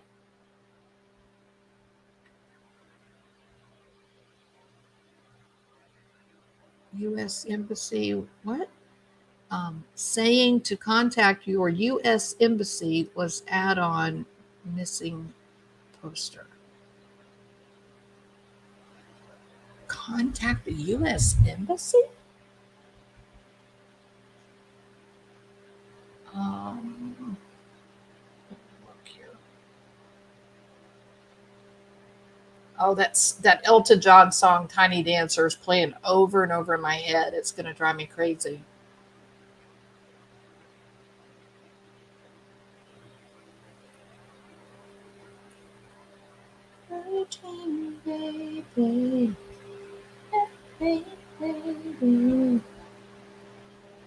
Oh yeah, the reward went up to 75,000. Findkeely.com. I don't see anything about the U.S. Embassy. That is interesting. So maybe they think that she's in Mexico? Britney Spears is supposed to do a red seamstress for the band. Pretty eyes. Do, do, do, do. Department of Homeland Security involved would seem odd to say call your embassy. Ballerina, you must have seen. U.S. Embassy for trafficking. It's on the FBI site. It's true. Sammy's dad is an. Is it true? Is Sammy's dad is an attorney? I'm thinking he would tell her to keep her mouth shut. Okay, so that's another thing we're going to talk about facts. Admittedly, I myself have not done any research on Sammy specifically or her family because I sort of feel a little bit like it's an invasion of privacy. But I do know that is it Doug? I believe Doug. I think Doug thought that he found the parents. Um, the problem is that they're showing that their daughter Sammy Smith is 20 years old.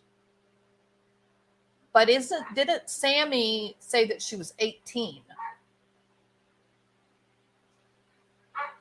I had somebody say that they believed that the 18-year-old Sammy Smith, not the 20-year-old Sammy Smith, but the 18-year-old Sammy Smith, that her mom is a I don't remember if they said she's a doctor or a physician assistant. But I don't think that the lawyer and the doctor woman, or not the doctor, the lawyer and private investigator mother, I don't think that's the same family because their daughter is 20 years old. And didn't Sammy Smith that we've been watching, did she say she was 18? I would find it very hard to believe a 20-year-old would be just graduating high school.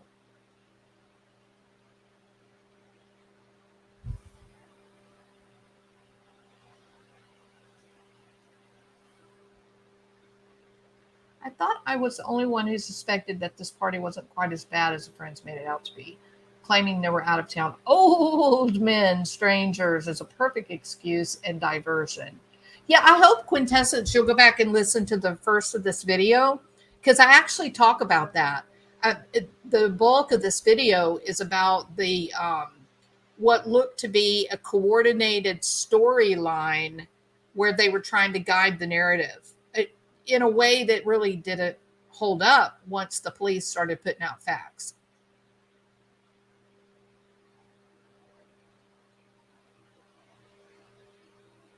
Yeah, I don't know, Katie. I'm just trying to tell you what I know. Um, and she did say she's 18, and the people that they thought were the mom and dad, and they may still believe that's mom and dad. I don't have it. I have not looked into it. Please hear what I'm saying to you. But I don't think a 20-year-old would be graduating from high school. And didn't Sammy absolutely say that she was a senior? She did. So I don't think it's the same family. I think it's a different. Sammy Smith is going to be a really common name, don't you think? Sammy didn't say she just grad. Oh, she did not say she was a senior?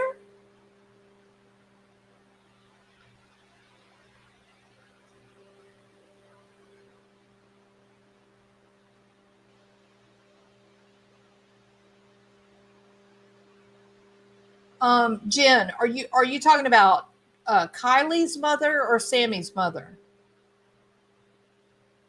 Yeah, I thought she said that she was a senior, Sky. Well, Diane, I bet you got the prettiest yard in the neighborhood.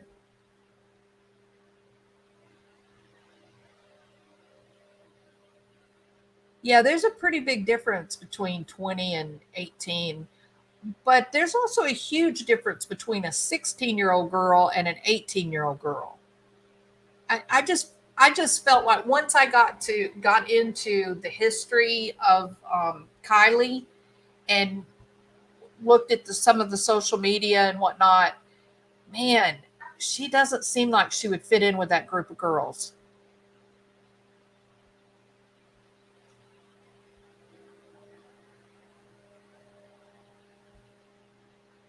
Well, you can only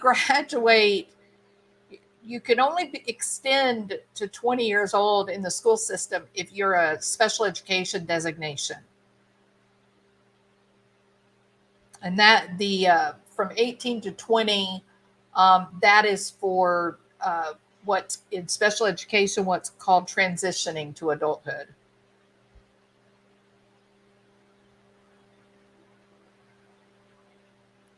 Some people who come from other countries are allowed to stay in high school until 21. I didn't know that, and that may be a certain class of special education, perhaps, maybe.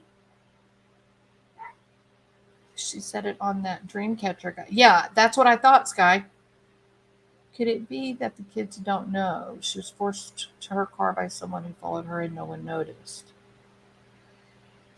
I don't know, Donna. I grew up, I'm a country kid, and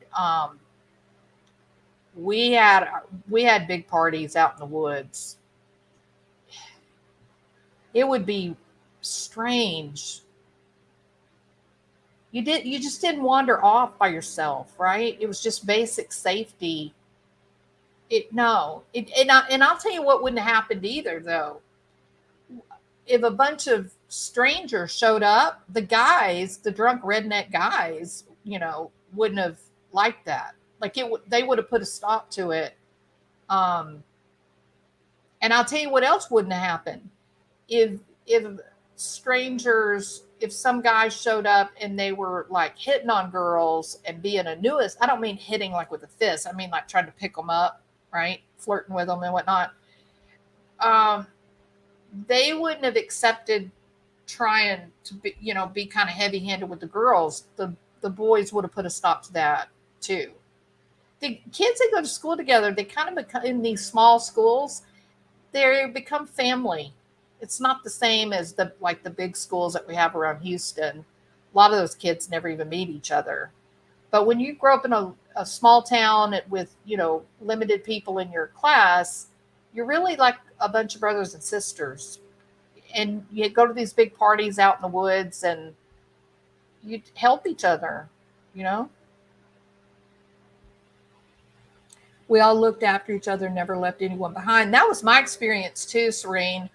Um, Same thing with my daughter, her characterization, same. You help each other. You don't let if we were at a big party, we were all sitting around the fire or whatnot, and one of my friends was walking away, I would go and say, "Hey, where are you going?" Not that I would think that she would. She would say, "Hey, go with me. I'm going here." Blah blah blah. Or if somebody said, "Hey, I got to go home," then you'd have two or three, four different people step up and walk you out to your car. And then once you got in your car and driving off, then they'd all go back up to the fire again. Right. So it's kind of what I envisioned um, was happening out there at the lake. I'm a country girl too. All of us girls stuck together. We also knew all the guys. There were no strangers. Yeah. And if you ended up in a situation where there was some unknown out of town guys that came up, the boys were the first ones to walk up and say, who are these? Are they bothering y'all? Are y'all okay? Because like I said, really the guys that you went to school with, they were like your family.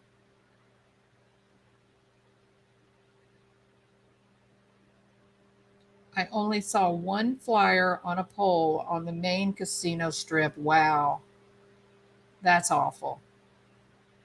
That is awful. And that's the other thing too, right? Again, this is wild speculation. Have no reason to believe this, but they're so close to Tahoe, and we hear so much about young women being trafficked. How do we know that someone didn't grab her and take her to Tahoe? I'm a little less than 2 hours away. I've been doing searches since 2000, but my car needs service right now, so I haven't made the drive yet. I'm hoping to. I'm seeing red flags all over the investigation. Yeah, yeah. Strangers would have to leave at our parties. No fightings, no guns. I'm old. My first cousin disappeared on her 18th birthday. I'm so sorry, critters. She got a ride home from a party by an acquaintance. Her body was never found. Gosh, so sorry.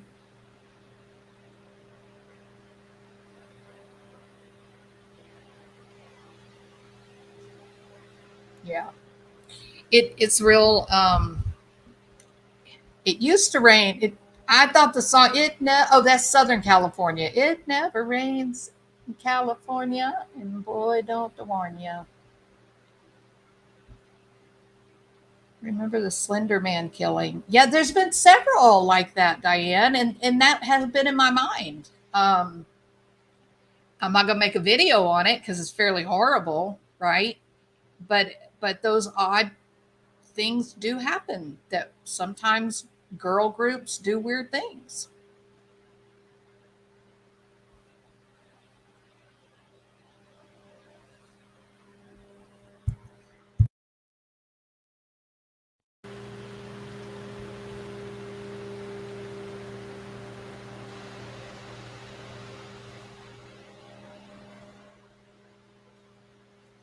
You'd be shocked how bizarre these areas have become. It's plain scary. Yeah, I couldn't believe when I saw how much fentanyl was in this area. Girls can absolutely be vicious. Yvette. One of the things about girls that I am just disgusted by is their capacity to ostracize another girl. Um, I have seen girls intentionally spread rumors about a girl being pregnant or having an abortion or any kind of thing that the mean girl group thinks would hurt them. Lie with impunity, like just tell a bald-faced lie, not twist the truth a little, but just literally lie their behinds off, right? With the single intent of making people hate this one girl. And I'm gonna tell you, there's grown women that do the same thing. In fact, there may be grown women doing that right now. So be very careful when you hear people telling calling people names like liar, fraud. Be very careful that you don't follow into that because girls have do their one of their favorite games is to create an environment where the person they hate has no friends. That they really like that. If they knew how painful it was, if they knew how bad, how horrible the bullying that along those lines, if they knew really the amount of damage they were causing when they did that to people, um, I would hope they probably would be less inclined to do it. But some of them are just sadistic and they like it. They like hurting other people. But yeah, sure, I would agree completely. All people have the capacity to be vicious. And sometimes we don't know who those people are. Sometimes we're surprised when we find out someone that seems to be a bit, psychopathic. And look at Chris Watts. Everybody thought he was a normal family guy. He played with his kids. Everybody watched him. They thought he was a good guy. And he was the monster. He was the monster that we all fear.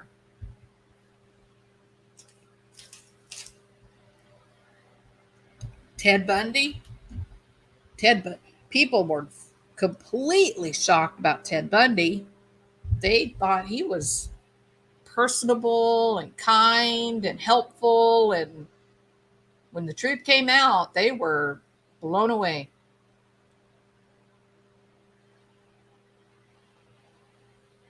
Yeah, I am so sorry, critters. It's just awful. Wild Iris says, I was bullied in middle school by girls that were my friends from elementary. They just turned on me for no reason. They do that, Wild Iris. One of the reasons why they do that, well, there's two reasons. It solidifies the group to have a shared goal. And by pushing one of the girls out of the group, it's a common tactic. It's very often seen in middle school or junior high. Um, so it solidifies the group. It gives the group an identity, a shared goal. And then by pushing you out, they feel as if they're elevating their status. If they put someone down and they talk bad about them and whatnot, it gives them the illusion that somehow they are better than the person they kicked out. Well, in truth, that is not any reality at all.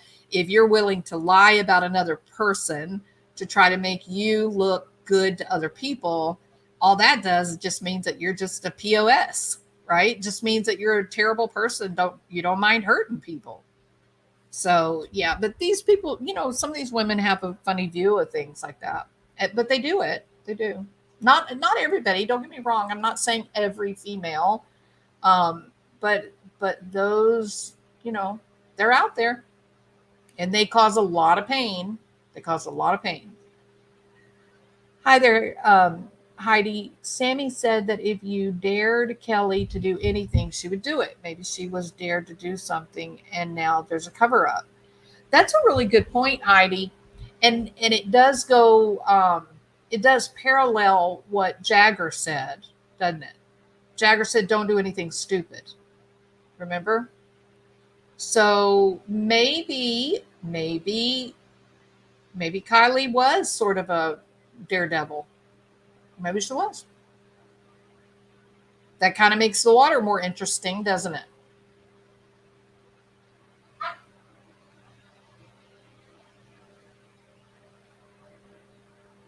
Well, good for your mom, Wildane Iris. I'm glad she took steps, because once a group does that, they rarely go back and make it right. It can be pretty miserable. I have recommended for some time for changing schools is not always a bad idea for a kid.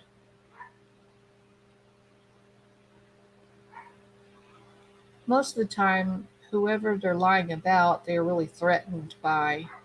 Yeah, for sure, blonde. Otherwise, what would be the reason of exiling that one, right? And that brings you back to another point where with Kylie. I mean, she's beautiful. She's just so thin and slender, um, so smart, so animated and funny, absolutely talented musically. She was a big threat to the girls. Would you agree? Yeah, and then to say that the fighting was not it wasn't a real fight. There were no hard feelings. I just don't believe that. That sounds like hogwash. I mean, it could be, But Moonlight View brings up an exactly great point. Everybody was getting high. Everybody was smoking pot. When you're high, you're not fighting. Like, you don't care. As long as you got some Doritos and a beer, life is good.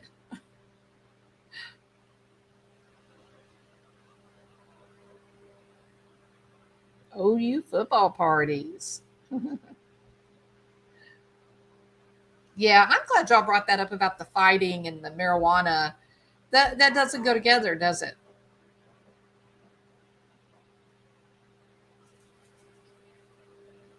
It can be carried out in the workplace too. Oh my God, narcissist in the workplace is a nightmare. I worked with someone that was bullied in high school. She was toxic in the workplace. Wow. That many people there, none of them are talking, barely any pictures being sent. Someone was jealous of her out there and hurt her, hit the car, drove it somewhere else, hit it. Pop, yeah, I mean, maybe Joyce. Yep. Glad to have caught alive. Been nursing my 87-year-old mother who just had knee replacement. Oh, my goodness, Karen, I'm so sorry. I hope she's getting better. It's hard to heal, though, when you get that age and you have surgery. They did say that Coke was at the party also. Coke, what they say, Coke, mushrooms, and you got to remember this is an area that apparently had a fentanyl problem. Hey, crime story junkie. I think she was drunk, got confused driving home, and went off the road. It makes me think of Natalie Jones. She went off the road, and they didn't find her or her car for 3 months. People drove by it every day. Wow, that's a chilling story. Scary.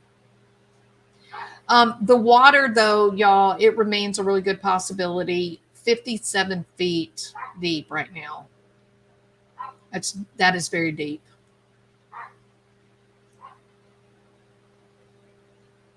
That is deep enough, I think, that a car at the bottom under 57 feet of water, you probably wouldn't be able to see it from the air. They had GHB? That's not good, right? That's the proverbial slip 'em a Mickey. America has porous borders. Try sneaking into another country. It's not easy. No, it's not easy, and they'll kill you, actually. They'll shoot you. We're the only country foolish enough to think borders don't matter. Oh, I'm so excited. Y'all know what I just got a notification for?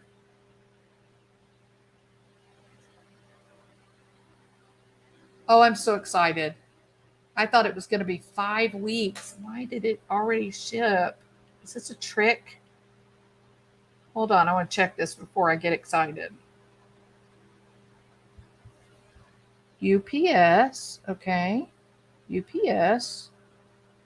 Your package has shipped. Yay. Oh, I'm so excited. I'm so excited. No, I'm not going to be able to sleep tonight. Ah! So happy. As a person who worked a detox unit, most people do carry naloxone or Narcan. Our unit hands them out for free. I hope overdose isn't what happened. Me too, Joyce. But let me say this. I talked about it at the beginning of the video. On the 13th, 2 days ago, they arrested a 20-year-old guy, Nathaniel Evans. I cannot pronounce his last name because it's something kind of Asian. They arrested him for second-degree murder. He killed a 15-year-old, and this is in their county. He killed a 15-year-old by giving her fentanyl. She thought she was taking a Percocet, and it was actually fentanyl. And so they just arrested him. And one has to wonder if it was part of this investigation, right? They arrested him. Maybe they're hoping he'll talk, right? They did push the arraignment down the road, and so he's going to be back in court on the 19th of August. So this is really this right now. It's not really being talked about in the Kiely Rodni discussions, but keep an eye on it. I think this is them putting pressure on the drug groups and trying to see what they know. And I think it's a good move if that's what they've done. Um, the fact that they put off the whole arraignment thing until next week, I thought that too was telling. So they're probably exerting some pressure on the guy trying to get him to run his mouth. I know, Heidi. It is. It's pretty bad. I'm getting something so exciting, Jen. So exciting. A life size, a life size portrait of Matthew McConaughey just for me. No, I'm kidding. Bill wouldn't like that a bit. He'd say, "You are not putting that in the bedroom." Oh, yes, I am. And the elderly people went missing the same night. Kiely and their now what? An elderly couple went missing the same night that Kiely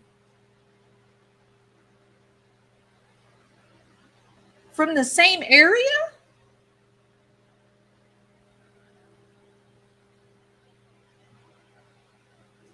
Oh, absolutely, Joyce. Oh, he's Studley. He's McStud Muffin. Yeah, it's my friend. Did you watch Love Notes today? I can take it anymore. She's unhinged. Love Notes? I don't know what that is, Crime Story.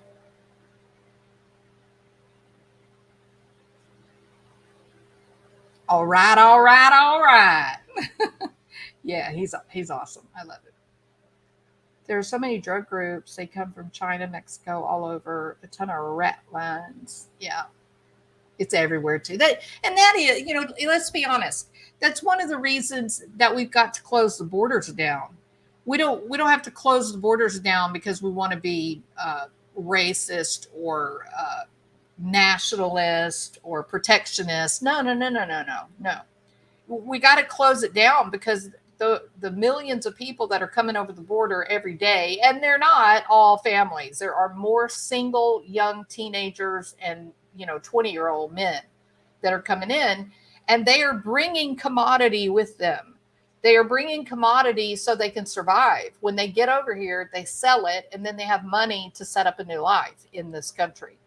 So it really is imperative if we want to get the drug situation under control.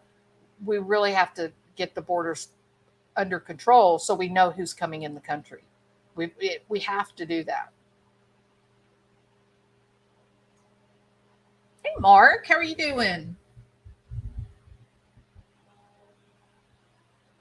That's what we need. We need Mark Gillespie to go out to California and tell us what the hell happened to Kiely Rodni. Go ahead, Mark. Get on an airplane.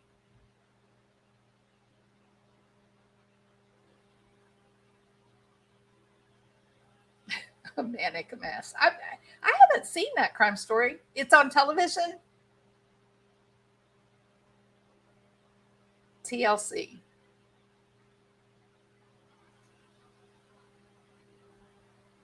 Yeah, I've seen these love junkies before.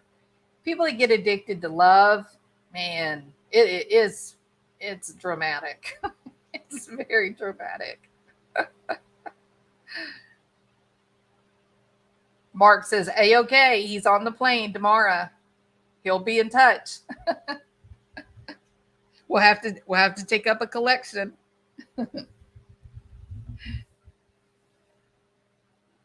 Did you see that the cartel is lighting vehicles on fire in Tijuana and Rosarita, Tecate, Mexico? It's insane.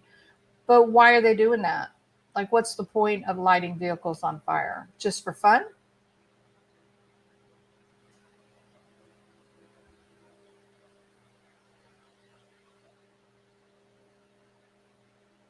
Speaking of which, Once Upon a Time in Mexico is a great Johnny Depp movie.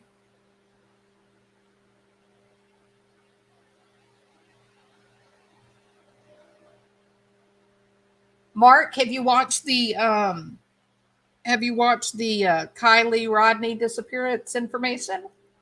Have you an opinion? She's a mess. I've seen messy people. There's a lot of messy people right here on YouTube to scare people. Oh, so they're okay. So it really is the Lord of the Flies, right? They're the asylum's overrun. Letitia? What did Letitia do? Cinnamon, you have to tell Jules about Letitia. Okay, Cinnamon, do you want to come up? Some need to study more. Oh my God, Mark, I wish you would. It's crazy. You know how we were told that she was in the black, she had the black sweatshirt with the Lana del Rey lyrics on it, suggesting she had run away? Okay, well, now the cops have come out. They have video from the night of the party. They have Kiely wearing a white sweatshirt with pink writing by Tyler, the Creator, who is a rapper who loves his drugs and ladies, but he doesn't call them ladies. He calls them bees. I mean, it's exactly opposite from what our girl Sammy told us. Completely different.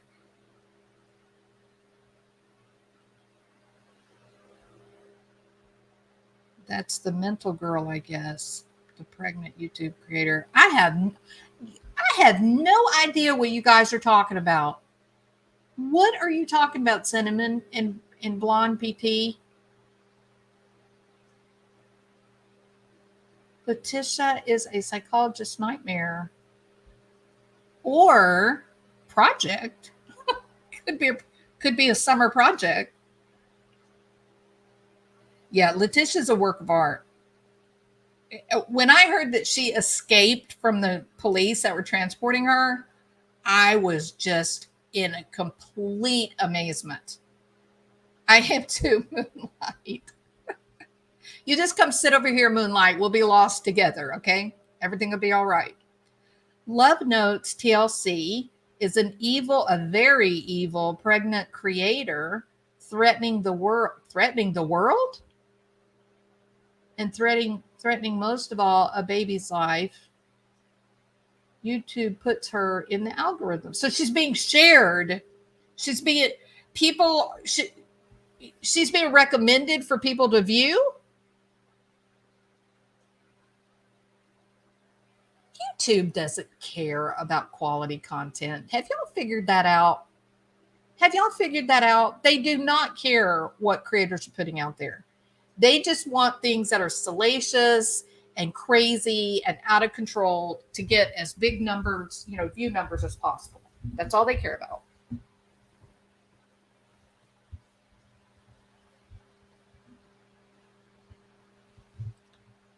I watched Love Notes once and she scared me to death. You're funny, Diane Marie. um, she's threatening to hurt her baby when it's born. Why is she going to hurt the baby? Like, what does she say is the reason that she's going to hurt it?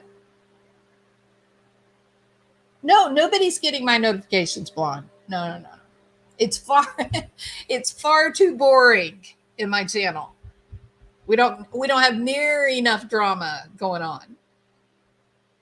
I kind of like it that way. You know what I mean? I'm pretty comfortable with the zero drama policy.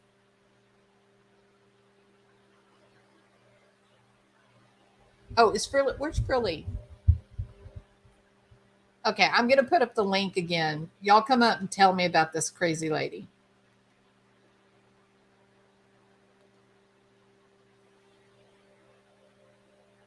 I don't know who the pregnant girl is, Moonlight View. And apparently, I think what they're telling us, I think there's a YouTube channel called Love Notes, and the woman that is running Love Notes is a drama queen, a mentally ill, angry woman. Have I got that right?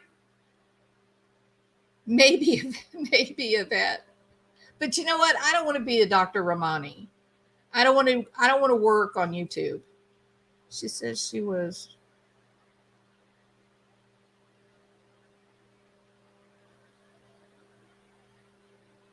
She made false reports, so she's running from the law.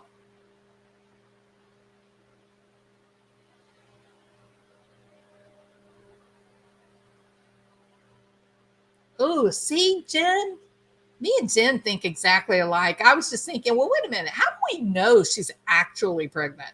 If she's already threatening the baby, how do we know that it's even real? She may just be getting views. I had never heard of her either, Faraway Downs.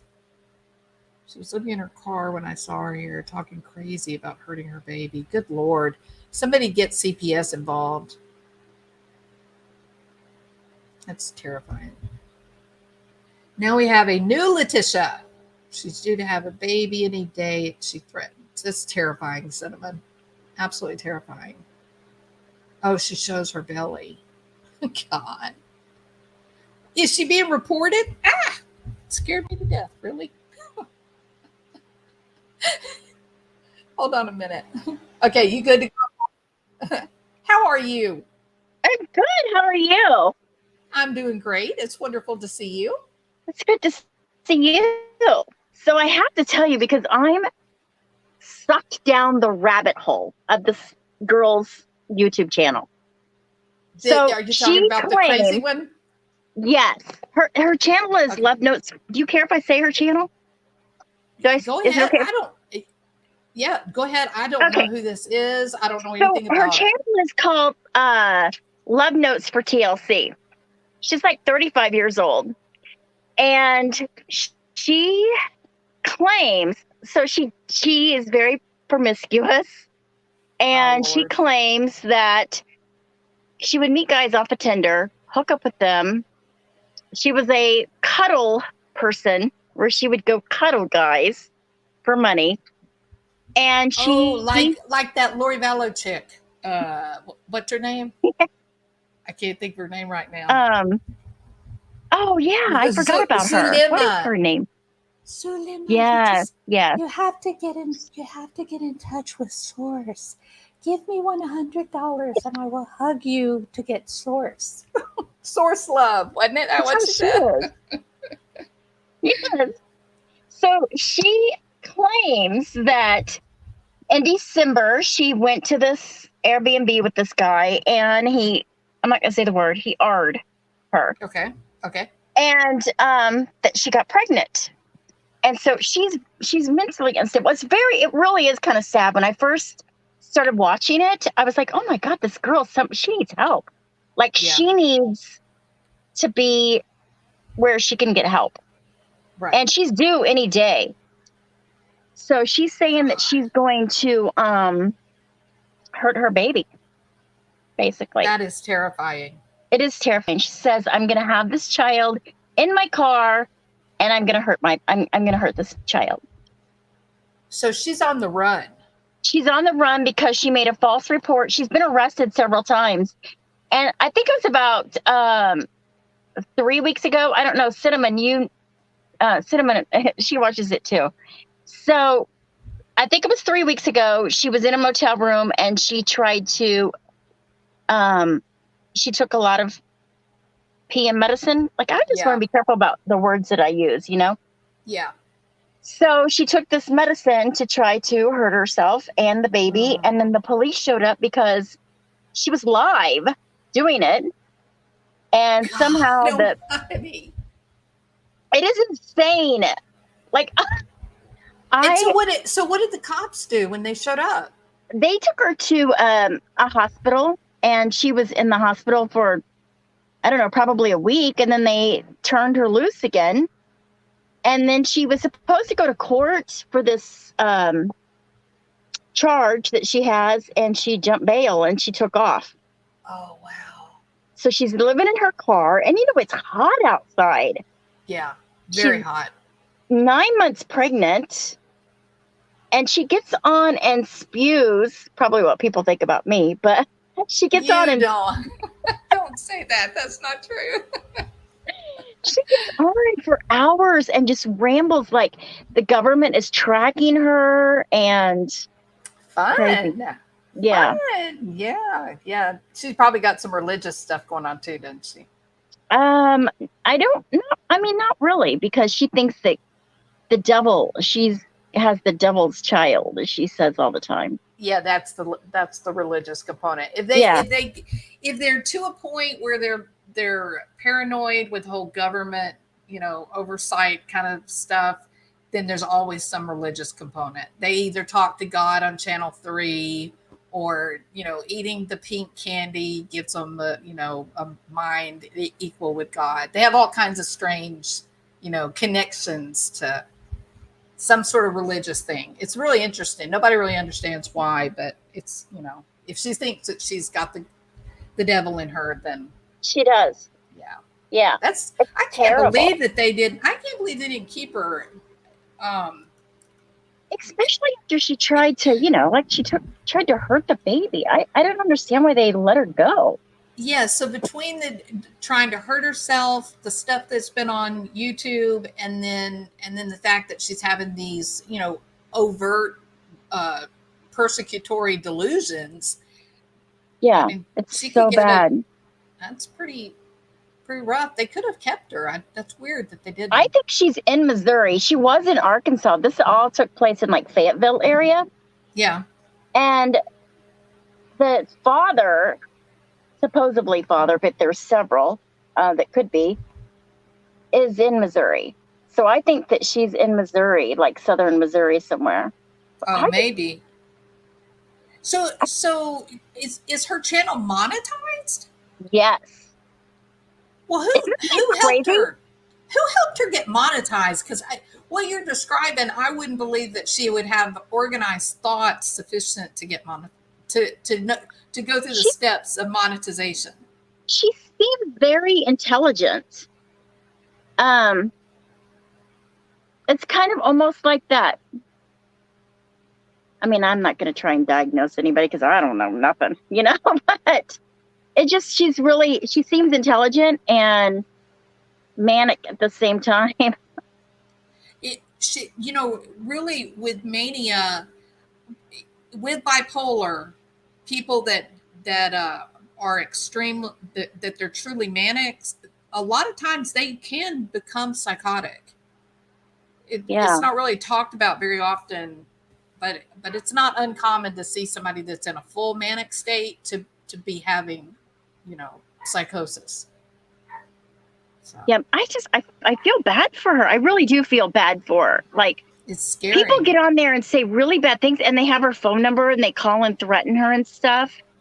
And that's horrible, to add to the situation.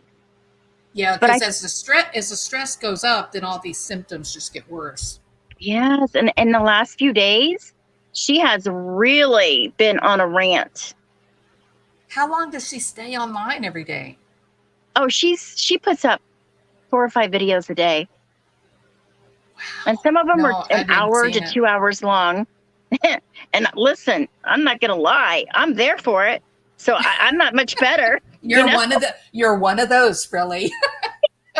Like when I'm working on something, I'll put it on and listen to her, but I just feel bad for her. Like I wish I could help her. Well, she needs a hospital. She needs a hospital. She does. Yeah. She does. She needs a hospital. And she said that she's off her medications, so that's very scary. Wow. I didn't mean to take over your really your stream with my. Oh no, you're fine. That you may have just said exactly what's going on. It's possible that she has been that she has schizophrenia, and because she got pregnant, she got off of the medications, and that's why she's now decompensated. That is a possibility. But still, there was that lady in the lawyer in Florida recently that, she's very successful, got a law firm, and for some reason she went off her medications and she is schizophrenic and she got arrested. I think did she kill her boyfriend or something? Yeah. Is that the one that was on TikTok or? No, you're talking about an OnlyFans lady. Yes. I'm about to do a video on that one. Yeah. No, this lady's in Florida. She's an attorney. Do y'all remember that? It happened not long after Sarah Boone. And I think she killed her boyfriend. And I mean, she's been this very successful attorney. She has her own practice. It's a big practice. There's multiple attorneys there. She's got like advertisements, billboards all over the place, and she just completely broke with reality and killed this guy. I mean, I will look that up. I will look that up. That's interesting. That's yeah. So what is this? She can't keep AdSense. What do you mean she can't keep AdSense?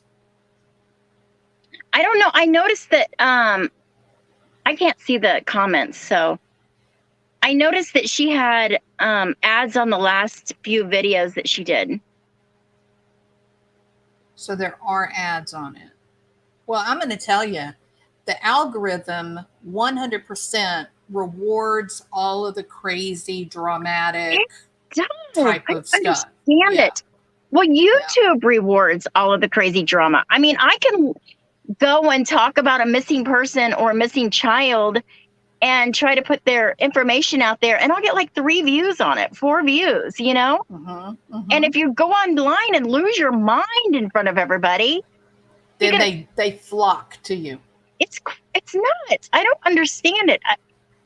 I mean, I guess I can say that I'm doing the same thing by going to her channel, you know?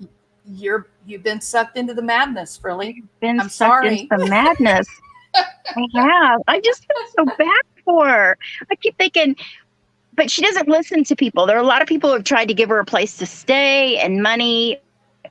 I mean, she's up for the money, but is it possible that she's manipulating you guys? She's definitely manipulating. She's very manipulative. Maybe she's crazy like a fox, right? Maybe she's doing this for money. She's very manipulative, and she's a victim from every man who's ever come near her. Sure, absolutely. You know, so yeah. Weird. I'm gonna have to go over and look at that. I haven't seen it. I saw that other lady. I think her name is it Tammy? And she just goes on these religious screaming, yelling rants, like preaching, you know, kind of. You haven't heard about her? No. Do you listen to It's Randy's Life, Randy and Wendy, One Win? I just in the last few days. By the way, they did give you a really good plug the other night. Randy did? She did. Really? Yeah. She was talking about the whole J-Bell situation, and she's like, well, you know who called it? Jules called it. I called it. Yeah. She did. She gave you that the other night when I was watching it. But, you know, that also got me in an awful lot of trouble, Alan, Frilly. Well, you know what? Let's not start that subject tonight. You wouldn't believe you just wouldn't believe the obsession that it takes to hang on to something for 3-4 years. You just wouldn't believe it. I look like a moron, and I'm just going to use that word because I go and I'm like, okay, everybody settle down. Let's just all get along. I try to put that across in the, you know, and then everybody's like, shut up, lady, get out of our way. I don't think to you know, so that when we were younger, when we were in high school or even college to some extent, you notice there was always a group that that their conversation was always talking about other people, like being mean about other people, right? That they never talked about anything but who they hated today. And that could change. You never knew who they were going to hate. That's sort of what I look at that like. That I think that when they get together and they're all banded together and they have this affiliation, well, we hate this person, then it gives them kind of like a sense of identity. It's like a team, you know, we're family because we all hate the same person. And now they're all mad at each other, and they're all wow, it's crazy. It's so crazy. I'm always putting comments. I'm like, you all are deranged. What is wrong with you? And I want to put this in perspective. Really, they don't know each other.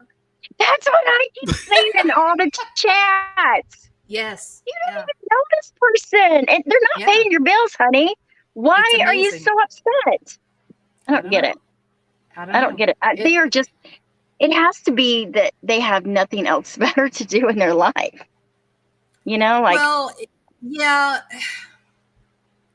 I don't know. I think it's all about uh, team membership, right? Who's your tribe?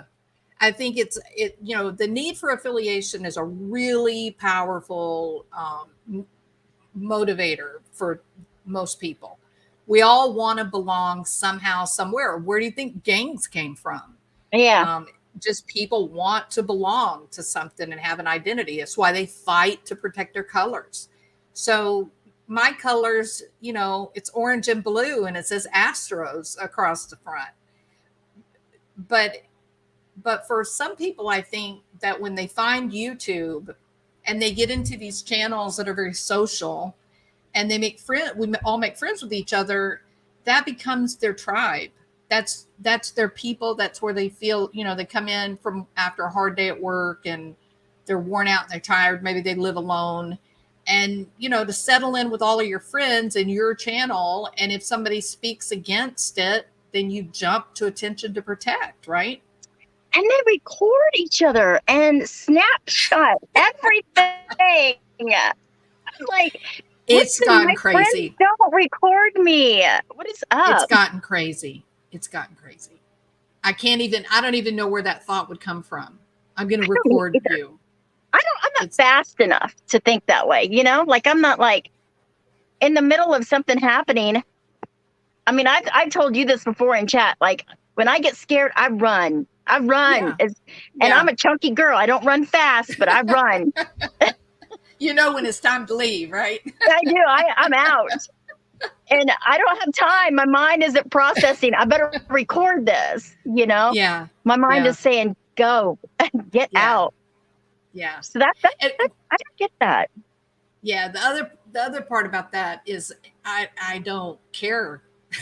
I don't care enough to record it. Like, I don't care enough it doesn't have any significance in your real world. So why give it so much energy? Why not just, if you're on YouTube, if you're online, why aren't you just thinking and focusing on the things that are of interest to you? Why are you getting so emotionally invested in this kind of I know. pretend? I'm like, I know, it's very odd.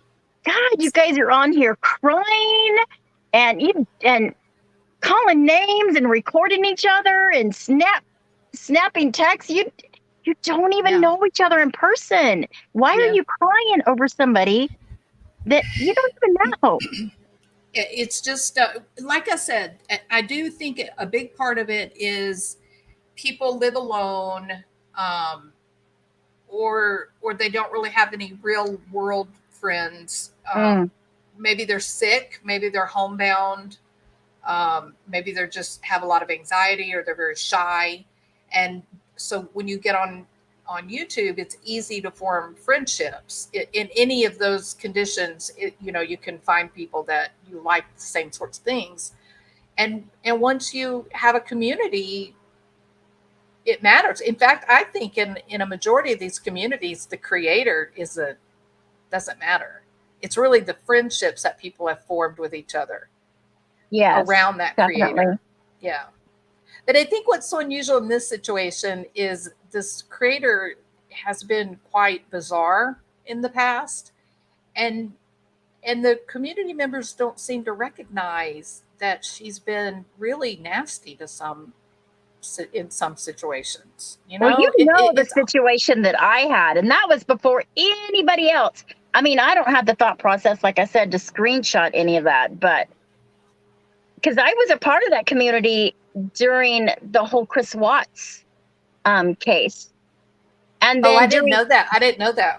I did. And then I was over when COVID started, and because I felt like you had so much, I had the same thought process that you had about COVID. So I enjoyed listening to what you had to say about the whole COVID situation when it first started.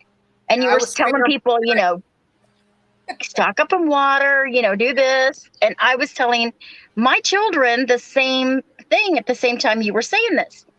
So when I had been making comments and in your chat, like a normal person, and I started getting emails saying that I was a traitor and that I wasn't allowed up there. Really? I got kicked out of No, Slack. I did. I was I'm so sorry, to get kicked Frilly. out of Slack, and I didn't say it was even before like Casbat and everything. So I didn't say Wow. anything to the world. I was at my mom's in Wow. Jacksonville, and I said, "Oh my God, Mom, you're not gonna believe this story." So I was telling her, and she's like, "Well, what is that? YouTube?" Because my mom doesn't, she doesn't get Right. online, Right. and so I was telling her this, and she's like, "Well, that's just bizarre." I said, "I know, it is really weird." So I was never like allowed back over there, and And that's because you were in my chat talking. yes, Are you yeah. serious? I was called a traitor and all kinds of stuff. And That is you know, so unbelievable. I'm. It is. I have no words. I have no words. you It's know what? And strange. I never, I mean, it didn't really affect my life. So I'm not saying anything. And a few times in Casbat and them's, conversation, Casbat knew about it. So we were, I would say comments or stuff, and then I did, because I just want everybody to get along, and I did defend her daughter's address being put out there because she's a young lady in a big city, and that's scary to me. I wouldn't want my daughter's, I wouldn't want yours. So I did defend that. Yeah. And that's when she was making it sound like that whatever. But So here's what was really strange about that whole thing. She included my name in all that conversation, and she was saying that I had something to do with her daughter being doxxed or something.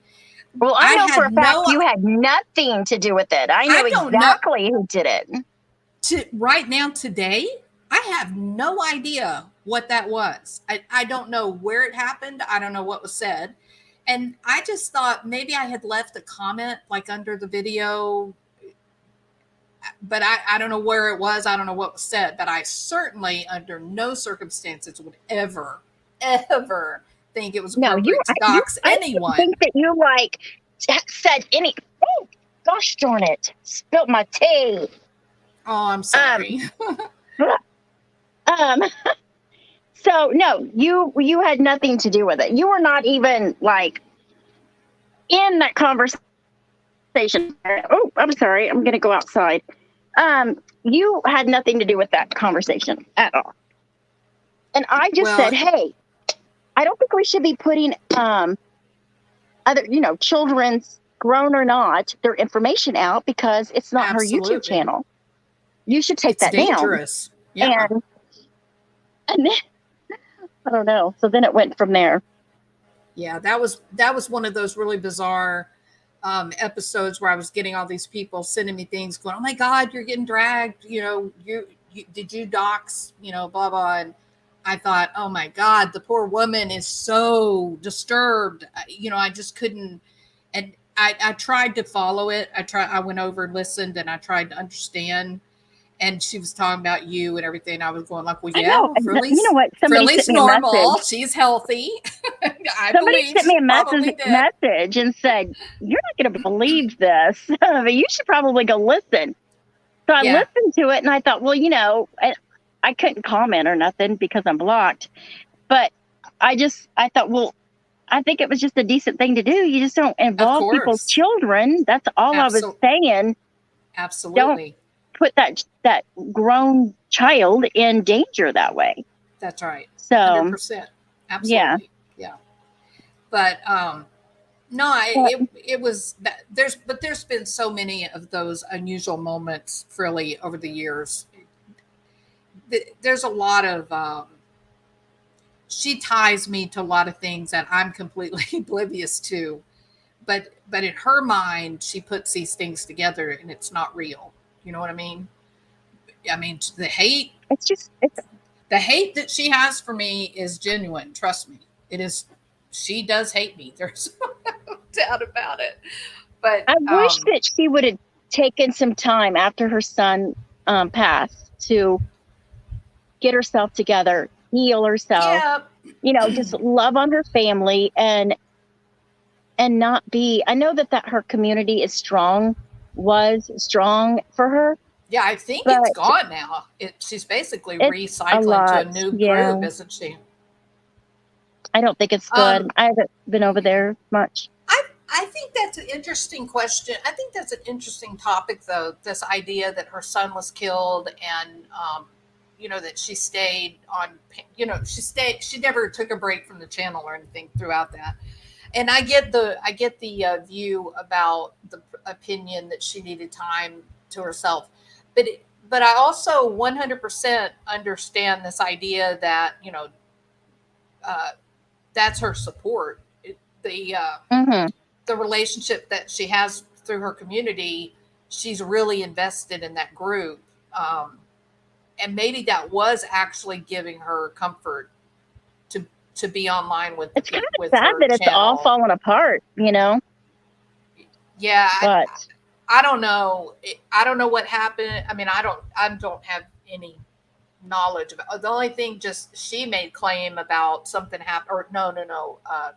Scooter apparently said it was something happened at the house when they went on vacation, but I don't I know don't what it know. is. Yeah, Mm-mm. I don't know what it is either. But I Poor try not Scooter. to. She's so brainwashed. I listen. The way that she's Just, been treated, yeah.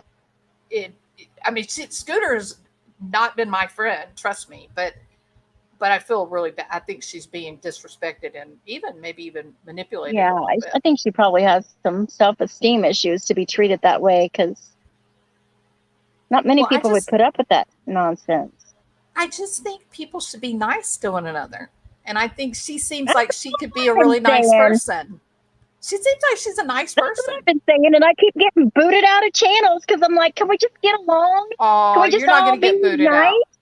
No, So everybody's like, get that chick out of here. This is our drama stuff. So you don't want to be in drama. You I don't. just don't like it when I don't like to see people hurt, Yeah. and I And don't like to see people's feelings hurt. That bothers so me. so there are big views with drama, but that comes at the cost of emotional isolation and humiliation. It's not a good thing to get into. And you can have you can be big drama, and you can attract a lot of big views, but eventually you're going to get weary of all of that emotion and all of that chaos. And when you try to go back to making normal content, no one's going to show up. Those Mm-mm. people that are No, coming they just don't for the show up for drama, normal content anyway. that's right. That's right.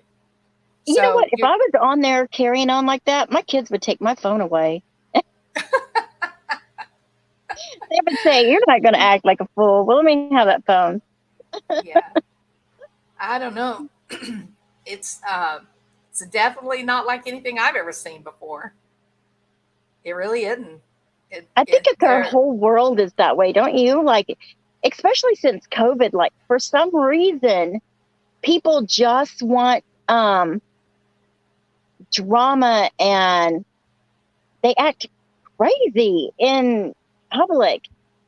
People are. What about what about all those people beating each other up on the airplanes? Oh, I didn't see that. So many of those videos of people getting angry on Oh, airplanes, and yeah, they're fighting and punching each other, and I'm just thinking, I don't even want to get on an airplane now. I I would know. I would be horrified to see somebody duking it out on an airplane.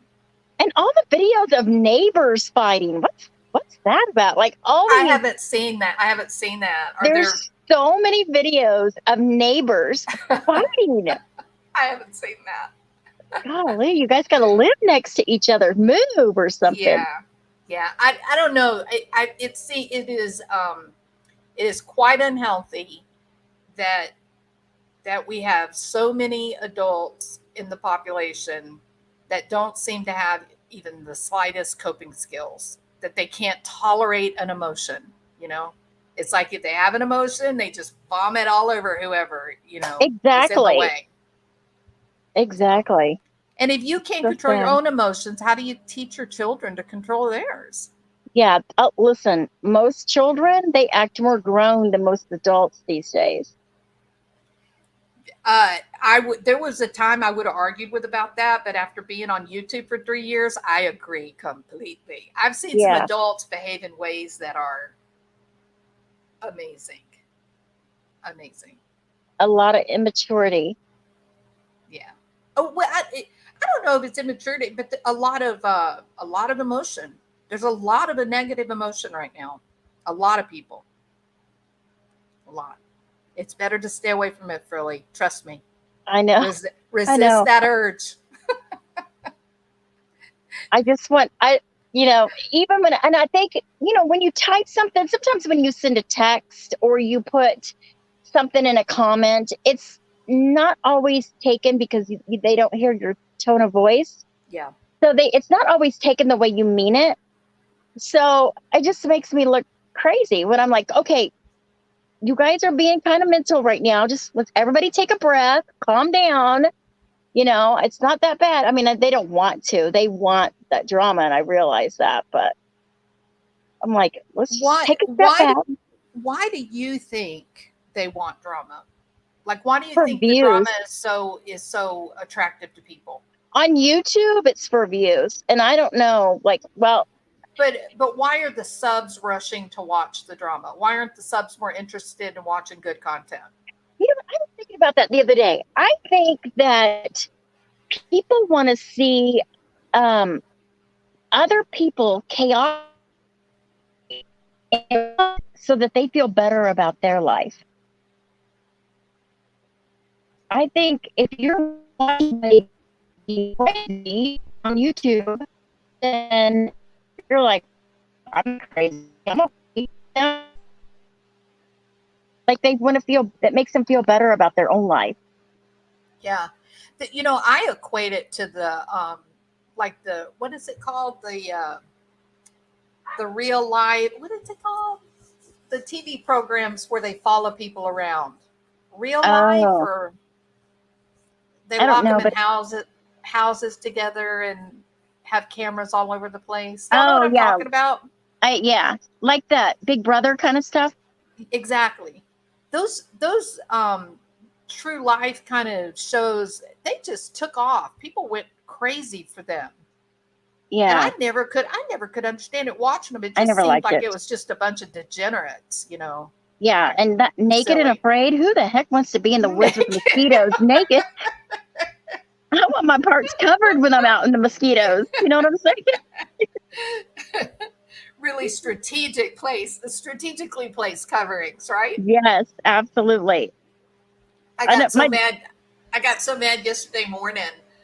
We went out. We were sitting under the patio. It was beautiful, cool breeze, coming across the water, and it was just nice. The parrots were out, flying, and it was really, really good. And Bill, my husband, was talking about the mosquitoes, and I was thinking, you're crazy. There's no mosquitoes out here.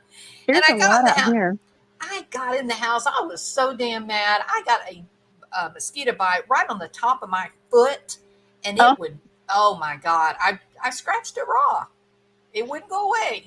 I need to tell you a funny story. So my dog Tucker, he's very, he pulls me a lot, and I'm constantly falling, and he gets away from me. And then this whole park thinks, oh my God, this woman and her dog. So you got a big dog? It rained for days, and it was muddy. And so I'm taking him for a walk, and I slipped in the mud, and he got away from me. No. And he still had his leash on. So he gets down in the woods, tangled up. So the maintenance guy had to go get the bulldozer and push up into the woods so that I could get to him. Wow. And the next day I woke up and I'm covered with these blistery bites, just covered. And I'm like, chiggers. Son of a bitch, I got monkeypox. Yeah. I totally convinced myself I have monkeypox. I'm so convinced I have monkeypox. I'm like, oh my God. So then I call my dad. I'm like, I think I got monkeypox. And he's like, chiggers. You got chiggers. You were out there in the weeds trying to get Tucker. You got chiggers. Yeah. I was like, oh, yeah. Yeah. Okay, I don't have monkeypox. But. Yeah. I grew up with chiggers. Every time we'd spend the day down in the woods, down in the pasture, riding horses, or Yes, just playing in the creek or whatever. And when we'd come in, we'd have to take a bath, and my mom would put like a half a cup of bleach in our bath water yes, to yes, kill the chiggers. always. But So, the thing is that I had to go to Kansas City. So after I finally 3 hours it took me to catch Tucker. So when I got him back in the house, I just like changed clothes, cleaned off all the mud, and went on my way to my meeting. And so I didn't get the chiggers off of me. But it didn't even oh register in my God, mind until the next day. And I'm like, yeah. oh my God, I got monkeypox. And those and the chigger bites are like that. On my foot, it just itches and itches and itches Oh, and it's itches. It terrible. won't stop. Right? Yeah. Great. Yeah. Yeah. Makes you so mad. The You should put chiggers a are the little worst. bit of baking soda vinegar paste on it. Oh man. Well, right now I've scratched it and it hurt. It's like hurting because it's raw. Because even in my sleep, I was rubbing my heel, scratching it. It's just right on that perfect spot, and it won't quit. It's making me Yeah, and so. when you wear your shoe, it just kind of rubs it. Yeah. Yeah. So I Terrible. learned to keep my mouth shut. It got me. That one mosquito found my foot, but that's not as bad as having your legs covered in chiggers. That's the Oh my worst. gosh, it was terrible. They still look really bad, and Well, is Tucker okay? he's fine. He's a maniac, and he makes me crazy. How big is he? He's not very big. So my brother was working at St. Jude Hospital, and as construction, they were building on. He said Yeah, there are just packs of dogs that run the streets. yeah. They're strays, and so he's outside, and he sees this little dog every day. So he starts feeding it, and he finally Oh, gets it to get in his truck, and he brought it home to me. And oh. he's probably about 3 feet tall. He's just poorly behaved. He's a He's bad dog. horrible. He's horrible, but he's so loving.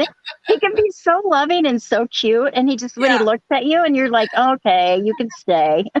He's like, Mom, I know, I don't act right, but I'm He's, just so damn happy to have a home. yeah, that's the truth. And when and so it took me a while to get him leash trained, and he doesn't understand that I can't keep up. Yeah. Because when he's gone, I'm just dragging behind him. He's like, oh, we're having fun, Mom. Come on, Oh, Mom. if he sees a bird, it's over. He's gone, and I'm like eating dirt. Lord, you need to get a better leash or I something on have that to figure out a dog. different system. Believe me, he's taken me May out have to, many you times. may have to put a bit in his mouth. You may have to get you a pony He's got to do halter. something. I kind of figured out. I can hook him up to a post out here, Uh-huh. so he has a little bit of room to kind of roam around. So I don't have to, he's not dragging me. Yeah. So Wow. he's a wild man, Nice. Yeah. but he's a Very good cute. boy. Well, maybe he'll probably mellow out as he I ages. think so. He's probably about 2. Yeah. So after, he'll be okay sooner or later. And I still have Bailey, who, you know, constantly barks when the phone rings. I don't know what it is about the phone, but Barks at the phone. she barks at the phone. If you're having a conversation, I can't believe she didn't start barking when I was in there. But if you're having a conversation, she's going to talk too. So she's like, Oh, that's cute. it's not Yeah. cute. It's irritating. I Well, know. nobody would call me. They're like, we'll just text you because it's so irritating. Well, and that's how I feel about these stupid Well, birds that I have, right? Buried behind listen to bars. your birds. You wouldn't believe how many hate comments I get about my birds. Oh, your birds are I so love listening to your distracting. birds. Can't you make them be quiet? Like, it's a bird. No, I can't make them be quiet. Yeah, they're doing their thing. They're singing They're being along. birds. Yeah. I Yeah, they're like being listening to birds. them. Yeah. Well, So a what? lot So of the bird people, just kind of came up to you. it was the craziest experience that I've ever had in terms of animals. Um, so we have two patios. We have an upstairs, like the whole porch runs the whole length of the house. It's kind of, if you think like a South Louisiana Acadian house, but it's up on stilts. And so I was upstairs on the top patio. My husband and my kids were down in the yard, and I was watching what they were doing, and something caught my attention, and I looked over, and there was this parakeet that was, it started in a bush, and it was watching me. And I said, I talked to it for a minute in my little bird voice, and it flew right to me and landed right on me. I couldn't, it actually, it flew to me, and it like hovered for a minute, like right in front of my face. And I thought, okay, well, we got a rabid bird here, right? And it ended up grabbing it. It grabbed like on my chest, on my shoulder, like where my heart would be. It grabbed and held onto my shirt there. It's still flapping his wings, and I was like, "This is a very weird bird. Like, what are we doing here?" And so I kind of, shoot him because he was still flapping. It kind of scared me, and I leaned away from him and and kind of shoot him. And so then he flew down and Drover. We have a big 100-pound Australian Shepherd, and Drover was up on the porch with me, and the bird flew down and landed right on top of Drover's back. And of course, he is the biggest sweetheart. He never gets rattled about anything. And he kind of looks. He turns around. He looks at the bird on his back, and then he looked at me like, "Is this okay?" And I was watching. The bird was just hanging around, sitting on his lap, on his back. And then a couple more times he flew up on me, and he kept trying to land on my shoulder. And at that point, then I said, okay, he's someone's pet. He's probably hungry and scared. And so Bill and my kids went, got a cage and some food. The bird just about tore the cage down trying to get into it. He Really? He was terrified. He wanted to be inside that cage. So he escaped from somewhere, and yeah, he just wanted to be back in a cage and safe. Yeah, he was terrified. So he's very happy here. If I start talking, he just sings and sings and sings. He'll never run away again. He is done with that adventure. Yeah, and he's so like, I'm not doing that again. Close that door. And I feel really sorry for him. I didn't know anything about, birds at all. And I mean, we're a damn zoo around here, but I just didn't know anything about birds. And so I started learning about them. And they said that you should, if you've got a single parakeet, that you should turn like YouTube channel that's got nothing but parakeet song. You should turn that on. And so I did that just out of curiosity, and Barry went crazy. And so I said to my husband, I said, "Oh my God, he's lonely. Barry is so lonely." My husband just rolled his eyes. He said, You're crazy. You're an insane woman." So I went and bought Barry a wife because I felt really sorry for him. Oh, that's so sweet. So now he has a friend. So now we have Barry behind bars, since Barry Morphew, got away with yeah.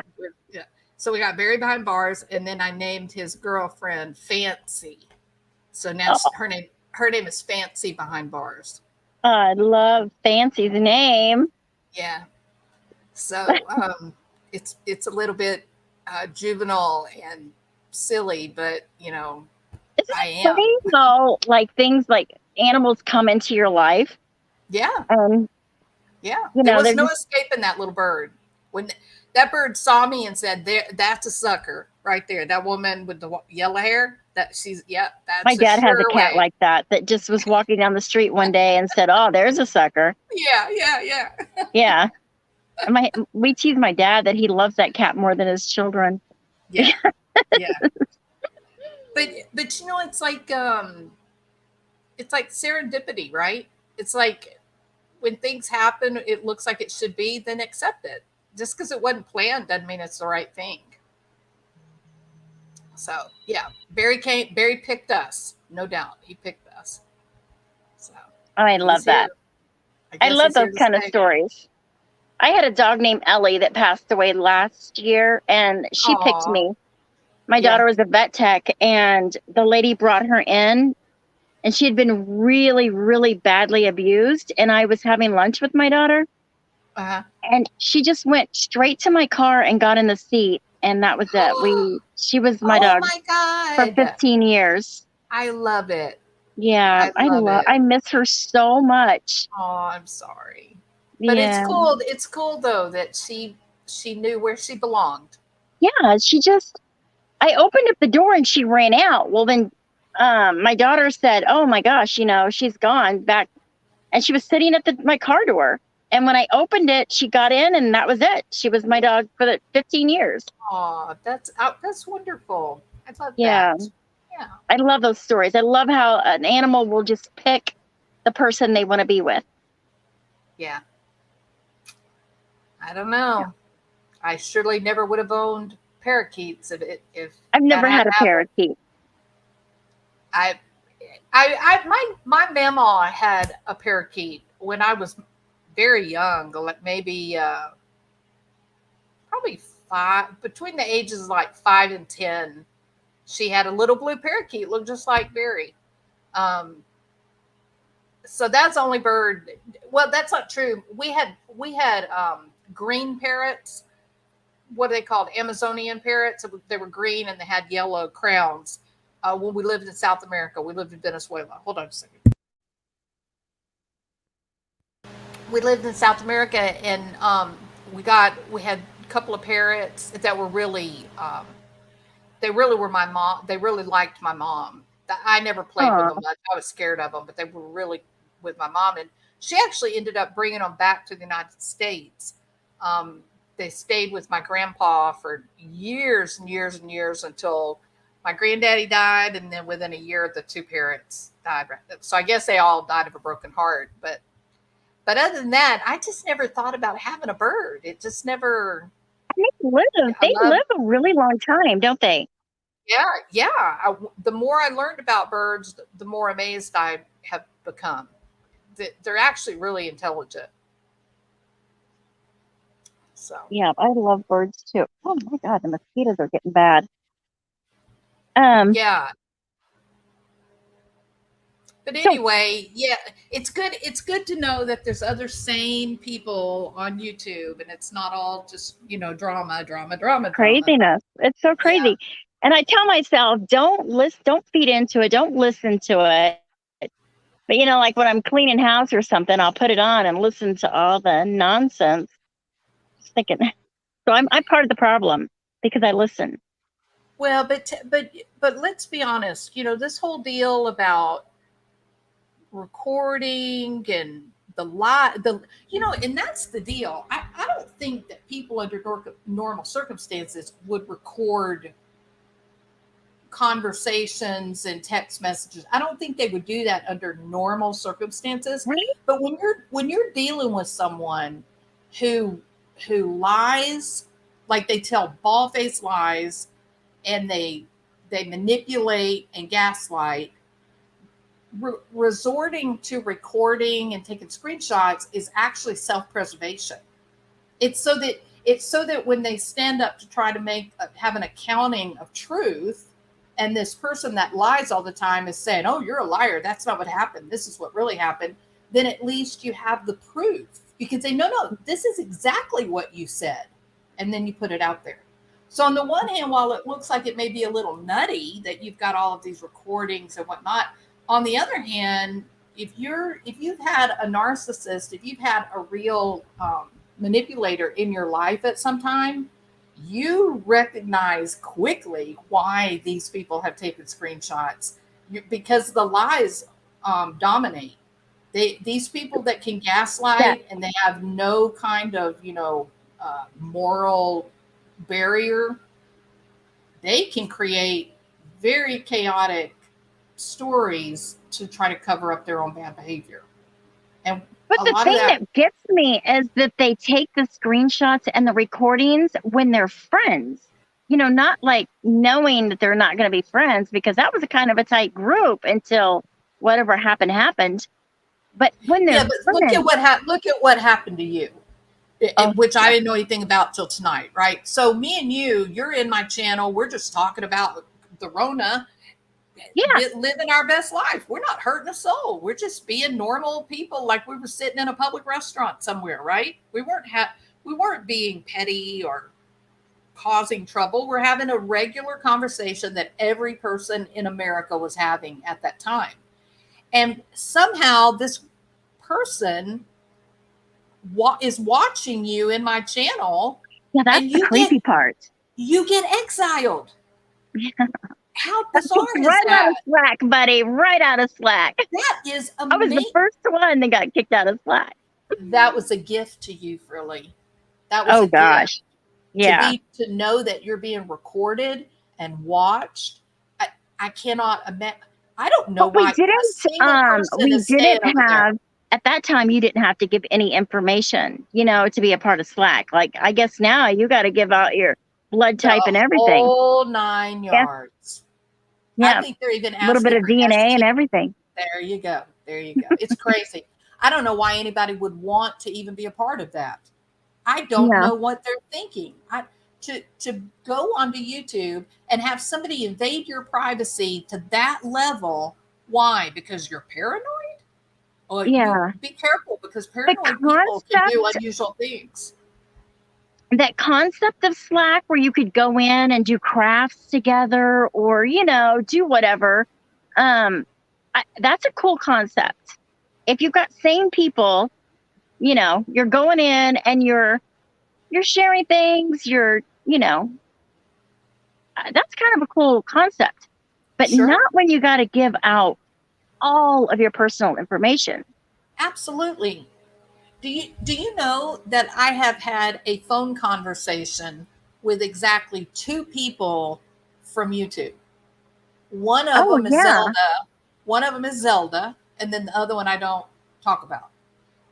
Um, I don't share my real life here, and I would feel like a crazy woman to make people like verify their real identity. It's a Oh little yeah, bit, it's so definitely. intrusive, right? Yeah, because I'm going to And tell you, if you come after me, you better get Jesus, because I'm not going to be a nice person if you're coming after me in my real life. yeah, It's going to be really ugly for you, yeah. So because that's they are doing that over there. yeah. Yeah, they are Yeah. doing it. I don't But know. well, Jules, my phone's about to die. It was so good to see you, talk to It you. I was good. can't see anybody but myself. I don't even know how to Oh, operate this. well, I'm glad you came up. It was good to talk to you Me too. again. I've never done it before. I've never been on panel Yeah. before. You're my first. Yay. I thought that So you went on panel when we were talking about the girl that was killed at Fort Hood. You came up one day. You came up and talked on that during that case. did I? I don't remember that. Oh, Yeah, I don't Vanessa? think you didn't have your camera on. Oh, probably not. Yeah, but we had a short conversation about that. I got to go in there and clean up that sweet tea I just spilled all over. You did spill sweet tea. I can't believe it. And I said to myself when I was fixing it, you should probably put a lid on that. Didn't pay Well, attention. and you don't want to get a mosquito bite on your foot. Go I inside know. before it happens. It's Or so on my miserable. chiggers. You Add don't to want the chiggers. mosquito bites, wood chigger bites. You'll be up all night long. Yeah. I sold my farm and I bought a travel trailer. So now No. I'm RV lifing it. I was going to ask about your farm because you had I that pretty place was all set Yes, up in the I middle of the sold it woods. and I just got to be a lot to take care of. Yeah. And so I said in November, I told my kids at Thanksgiving, I'm going to sell my house. They're like, go for it, whatever you want to do. So I bought this travel trailer and I love it. That's so great. I don't That's have so to cut great. grass. I've got Yeah. so sick of cutting grass. So are you kind of traveling around a little bit? Are you staying in one space or what are you doing? Well, for the last, I moved in here in like December. So I've been in one space, but I have like this really beautiful park and location. And I really, really like it. Don't say where you are. And if I want to go, someplace else, I can just hook up and go.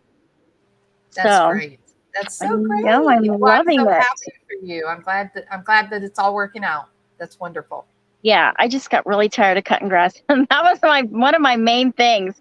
Like it was 6 acres, and like every other day I was out there cutting grass. Yeah, it's so much work.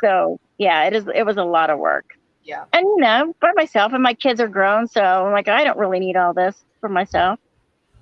So now I'm Now you living could the just life. go from state park to state park, just I beautiful know. area to beautiful area. It's really great. I love it. Yeah, So that's stress free, yeah, that's so except good.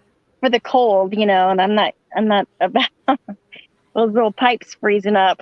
It's not real Well, you good, might but you might have to become a snowbird and go I think down I to will. Florida or Texas. Well, don't come to Yeah. Texas in the winter. We freeze up. It's like the Antarctica here.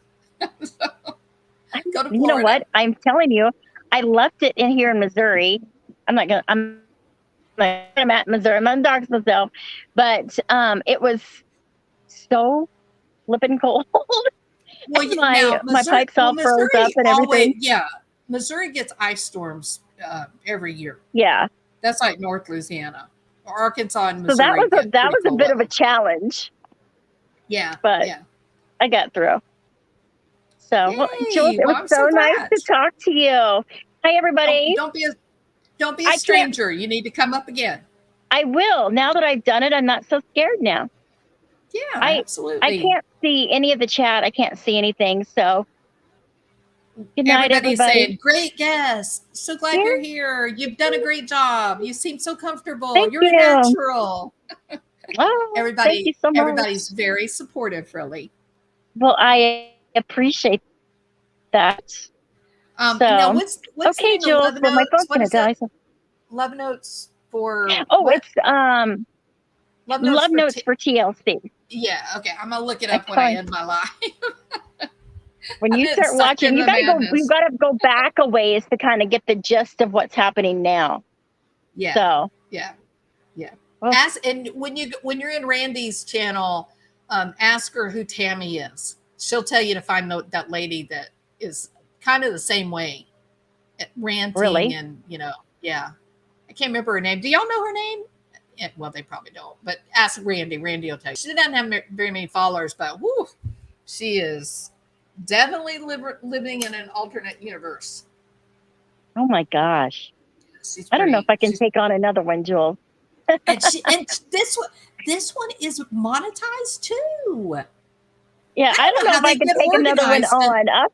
whew, goodness. I've got myself so far down that rabbit hole, and then I feel like every day I'm thinking, if she has that baby, is she gonna hurt that baby? You feel bad for See, people. you should just watch cat videos. I Really, should. you're a lot better off just I watching should. cat I videos. listen to a lot of audiobooks, so Oh yeah, I mean, yeah. I can go listen to a good murder thriller and be a little bit more relaxed than I can watching her. I'm telling you. Right, So, right. And that's how I feel about all that drama oh, it's coming. so crazy. The truth. In the beginning, I guess it's kind of funny or Yeah. invigorating, maybe just because she's treated me badly. But then it's just sad. It's just sad that so many people got hurt. It's just No, and sad. then the back and forth, and well, I got a video of you saying this. Well, I don't care. I've got the screenshots of you saying this. Yeah. Oh, you think you're going to release that? Well, I'm going to release it Oh, first. and then and then they play those out, and they're like, "See, I was right." Both of them say that. Oh, That's right. yeah, yeah. You I'm really way, did it right. yeah, I'm way So too old. I'm way too old, and I'm way, way too happy to get bogged down in all that. It's I just, know I can't keep up with Tucker. I can't keep up with all their drama too. Like, just trying to survive Tucker. there you So go. Poor Tucker. I bet Tucker's a good guy. he is a He good sounds like guy. he's delightful. Yeah. He's just He's just excited, a wild Mom. man. He's just excited. I know. He's just loving I've been life. He's feeding loving this life. one more thing before I go. So I've been feeding this possum to keep it away from my tomato plants. So I feed it like over by the fence so it won't come over here and eat my tomatoes. And the other day, because I guess it kind of just like smells my scent when I'm over there putting food out and stuff. The other day I'm walking Tucker and it starts walking up to me and I'm like, oh my God, you are going to lose your life or I'm going to lose my life by he's trying to get to you. So I'm trying to like get him Tucker where he can't see the possum coming Yeah. up to us. Yeah, I'm Possum thinking, will get Tucker. you have a death wish because Yes. one of us is going down, possum. That's right. That's right. So, all right, Jules, it was good talking to you. It was so good. Good night, everybody. Congratulations on your motorhome. I'm so Oh, thank jealous. you. I Yeah, love it I'm really so much. I jealous. can't even tell you. Absolutely. So stress-free. Yeah, absolutely. No, I wish to me, that's the perfect life, to be able to travel, go somewhere when you get bored, move to the next It really location. is. And look at my little, so I have my little couch and my It's beautiful. Oh my goodness. Oh, You I can just you come out got here and hang out. you It's got so some good nice. money for your farm. That is a beautiful I camper. I did. I'm Yes. pretty proud of it. Like Yeah. I built it up from nothing. It was nothing when I got it. So I really put a lot of um a sweat and tears and work into building it up to something. And then I just got tired, Yeah. Just got Yeah. tired of it. Well, your motorhome is gorgeous. Well, thank you. I love it. I'm Yes. so happy. It's beautiful. It was so good to see you, For Frilly. now, it's stages. This is my But that's stage right now, I say. it is a great stage to be in from my It point is of a view. great stage to be in. Very Yeah. stress-free. All my grandkids are like, upper teenagers. They don't ever come anymore. So it's not like I have to have room for 12 grandkids anymore because Right. they're all doing their own thing. That's right. So That's right. No, I think you made a good choice for yourself. thank you. Yeah. All right, you Very guys. good. Good night. It was great to see you. You have a good night. You too. Good night. Bye bye. Bye. All right. Well, that was fun, wasn't it? Yes, Allie. She bought her a gorgeous motorhome and got rid of that huge area of having to mow grass. Made a great choice. No possums. No possums are. We got a family of possums out here that my dogs are too dumb to recognize that they'll kill them. All right, people, that was fun, right? Frilly's Freeway. There you go, Diane. She needs a new channel where she does stories of life on the road. Good night, Glamis girl. Thank you so much for being here. All right, people, it was fun, Karen. Yeah, Frilly has been my friend a long time. She's an interesting person without all of the crap that sometimes happens on YouTube. I that is the first time I've heard the story that she was actually a rambler, and she got exiled because she was in my channel talking. Said the most foolish, silliest thing for grown women. It's amazing. It's just crazy. So anyway, but she's a good person. Frilly's a nice person. So you have a good night, T, please. It was good to have you here.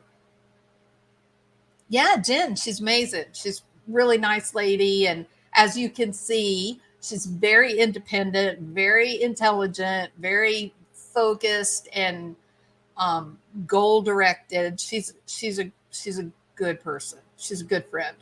Yeah. All right, peeps. I gotta go to bed. Tomorrow is one of my big long work days. I got 11 hours on the computer. Ugh, not very. Tuesdays are not really a good day. Are my favorite day. I mean, I like doing the virtual stuff, but whew, it's a long day. Long day. I have not seen Zelda in a couple of days. I haven't really been around. Hey, Joanne. Uh, I haven't really seen her, and so I may call Zelda tomorrow if I get a break, just to check on her and Larry. No, Zelda doesn't have it. That was Frilly. Frilly Farmhouse. She lost the farmhouse. It's just Frilly now, which is delightful. Now she's the Frilly motorhome. All right, peeps, I gotta go to bed. Sweet dreams to you, thing one. Jackie Hughes. She's funny. That, yeah, I like her a lot. Kay Derschmidt. Goodbye. Thank you for being here. Appreciate it.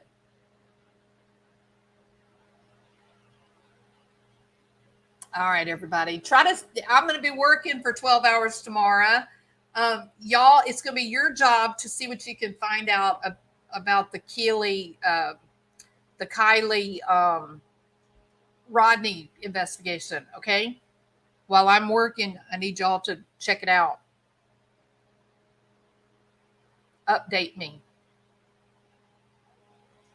Hey, Kathy R. Good night. All right. Good night, everybody. I appreciate y'all being here so much. Yeah, it was a lot of fun tonight. All right. Stay away from the drama. It's deadly. See you later. Bye.